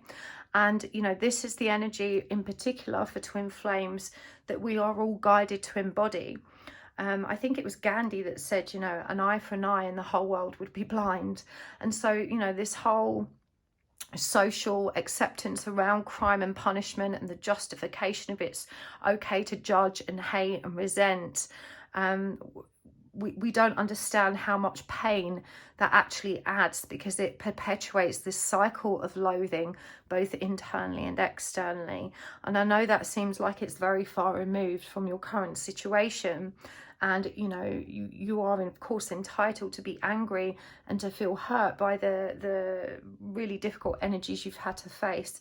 But, you know, you are guided that you are bigger and better than getting stuck in that energy and perpetuating that cycle of hateful behavior that was what caused your partner in the first place to be who they are. You know, no one wants to perpetuate that, least of all you. And if you can understand that, you know, people that create pain for others have genuinely had pain inflicted upon them, and some of us has to be responsible for breaking that cycle. And again, with ancestral healing, you are the person in your soul group that is overcoming those past restrictions and learning to love and hold compassion in spite of the injustices that you have faced. And you are strong enough to do this, you know, because you are a very evolved and beautiful soul. So let's get some guidance for you. I am going to use the Shaman's Dream card again. I'm going to use this one as well. This is a Sacred Light Oracle, and of course we're going to get some charms. When we take this over to the extended, I do feel the need to go deeper with a lot of this. Obviously we're going to get some guidance now, but I really want to look more closely at the twin connection and how this kind of feeds into this situation, and also get some more insight into your future so that you can be even more reassured about the success and potential that lies ahead. But let's get some practical guidance for you now. So we've got Watchers, Transpersonal, Stranger, Curiosity, Joyful Muse, Inspiration. I love that crazy cat in that picture. And Dances on One Foot, Balancing Act. Let's get a couple from the Sacred Light Oracle. The Violet Fire. So this again is a very twin flamey image. Violet flames associated with that. Lord Mexel, I can never say his name, Melchizedek. I think that's it. Celestial Channel. And from this deck, I don't know where the box, I think this is a Sacred Destiny Oracle. I'm not sure why it's on my desk. It was obviously meant to be here for you, part 4. Attraction and Magnetism and Dark Matter. Okay, I'm also going to get one of the cosmic reading cards, which I will read at the end for you, straight from the book, just because the book is truly beautiful and always so accurate and in sync with the overall energies of the reading. And for you, it's Sacred Journey, number 26. So let's get some charms as well. These are mixed. Right, I'm just going to dig to the bottom and see what comes through. Let's have a look. So we have the yin yang whales. That's really significant for me, being as whale song already came up for you, and obviously yin yang is strongly associated with the twin flame journey. We also have everything will be all right. Beautiful reassuring message there. The bicycle, the tape measure, I need my space, coffee cup, and the Game Boy. Okay, so transpersonal, the energy of watchers. My guide's asking me to refer to the book for this card, which I hope is to hand. Bear with me. Shaman's Dream Oracle, where is it? Oh, where have I put it? Why do I need to read the book? I'm just following instructions. I can't see the box. Ah, there it is. Okay. Number 60, Watchers. There's obviously a very clear message in the book. Serendipity, the observer, witness, transpersonal. When watchers appear, it is an invitation to stop doing. Pause, get off the treadmill, take a deep breath. Find the witness within, the one who can observe the fire and fury happening around you, but is not caught up in any of the drama. The time is right to step back. If you have a thought or opinion, keep it to yourself. If you have a feeling that needs to be expressed, do it in the shower. Do not engage with the action happening around you. Simply observe. Okay, I'm guided to stop there. So this is really important, you know, and this has come up over that King of Cups in reverse energy about the emotional imbalance and how that's causing you to engage in behaviours which are not representative of your big, beautiful heart. You know, they're just an expression of the chaos that's within you. And so I'm hearing, you know, from the energy of that message that your situation will only be worsened if you do not take your power back, as suggested with Whale Song, and hold emotional space for yourself and find a healthier outlet for it. There's a strong message here that your out of control emotions are creating more chaos for you. You know, I know that the people that have hurt you, you feel deserve to feel that rage and your fury, but you're being guided that it simply isn't supporting you.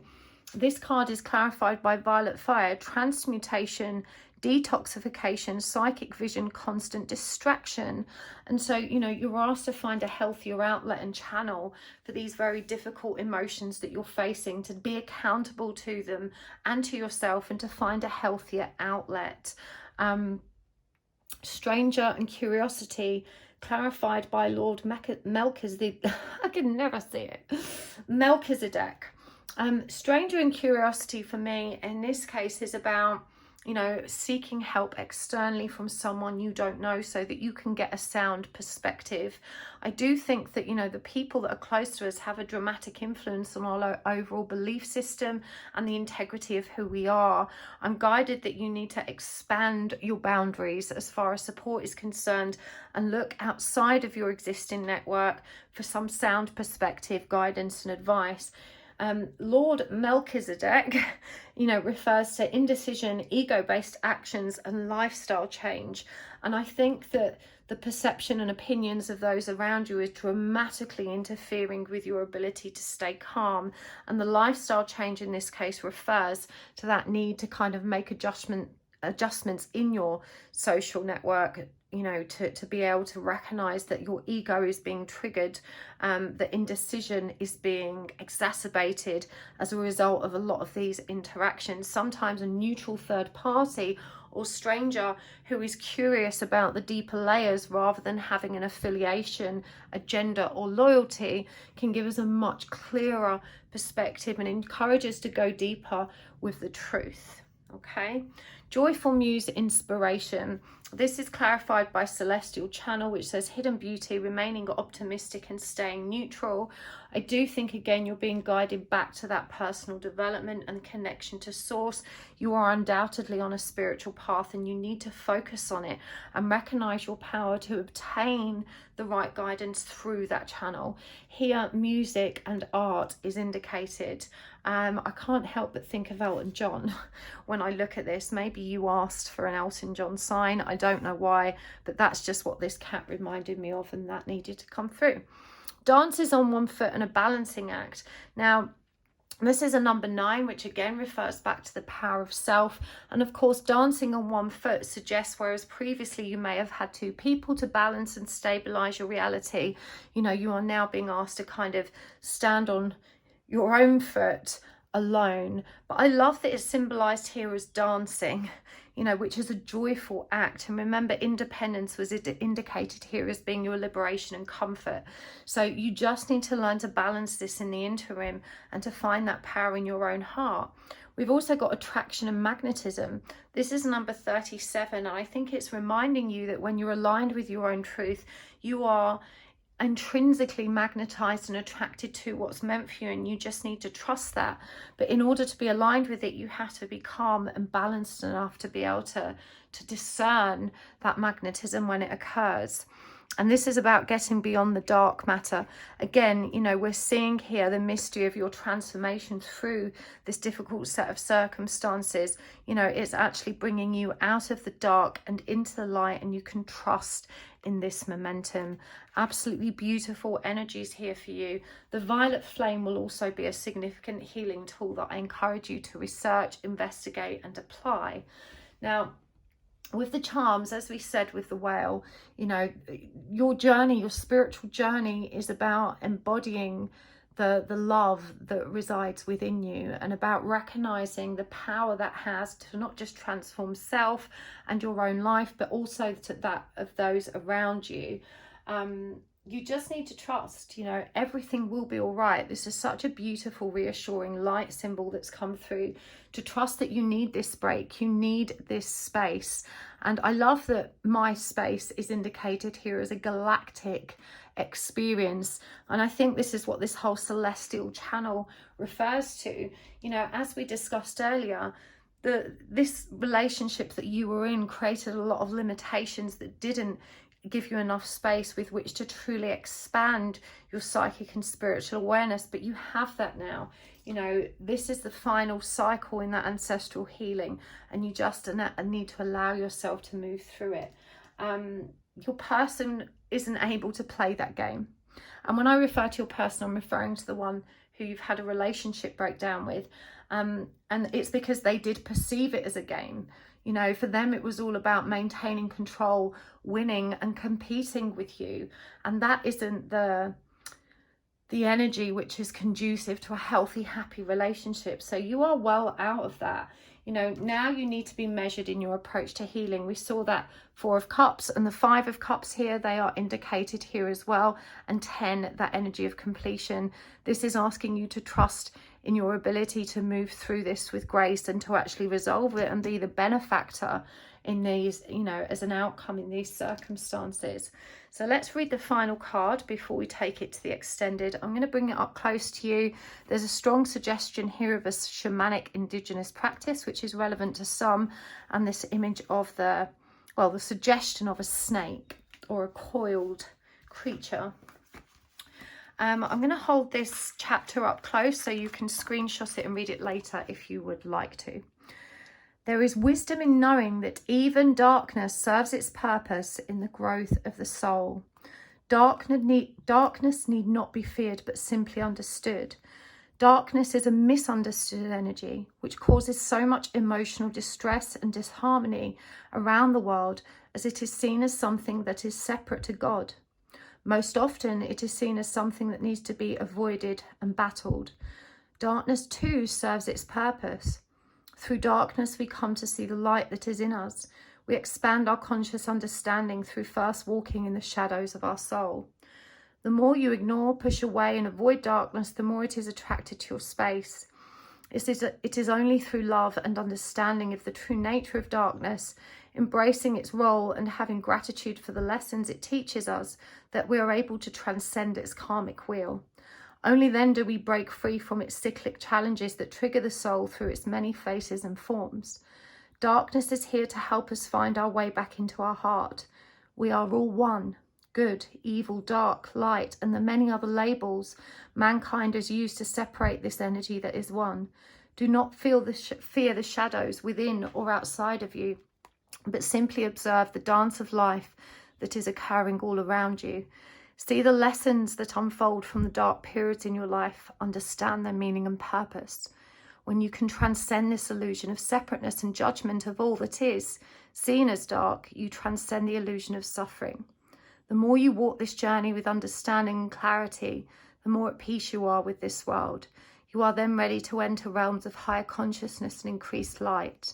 And the affirmation is, I am triumphant in knowing that even darkness serves its purpose in the fruition of the soul. That is just so beautiful. And I think it really, it's actually made me feel quite emotional. It really confirms what I was talking about, you know, about judgment and hatred and this cycle that you're closing out through your own ancestral healing patterns. You know, that your heart is big enough and beautiful enough to transcend that energy of judgment, and indeed this is your sacred path. I really hope that helps, pile 4. I'm going to take this over to the extend now. We're going to go deeper with this. You can find the link to that in the description box below. But if I don't see you there, I just want to thank you so much for being here. I'm sending you so much love and light today. I know you're in such a difficult place. Trust it will get better. And thank you so much for sharing this time and space with me. Don't forget to check out my website. You can book a private reading with me at the moment, but only if you are on my mailing list. I will be sending out the booking link and password, because it's a protected area on my website, in the next few days. So if you would like to book a private reading with me, make sure you hit up the website and join my mailing list. You can also book the tarot class with me at the moment, which starts in a few weeks in April. And watch this space, because I will be announcing a twin flame energy healing class in collaboration with our girl Made for Love. I'm so excited for that. The links are all in the description box below. Don't forget to look me up on Instagram if you have that too. I will see you soon. Thank you so much for being here today, for your likes, for your comments, and for subscribing. And I will see you next time. Take care. Bye.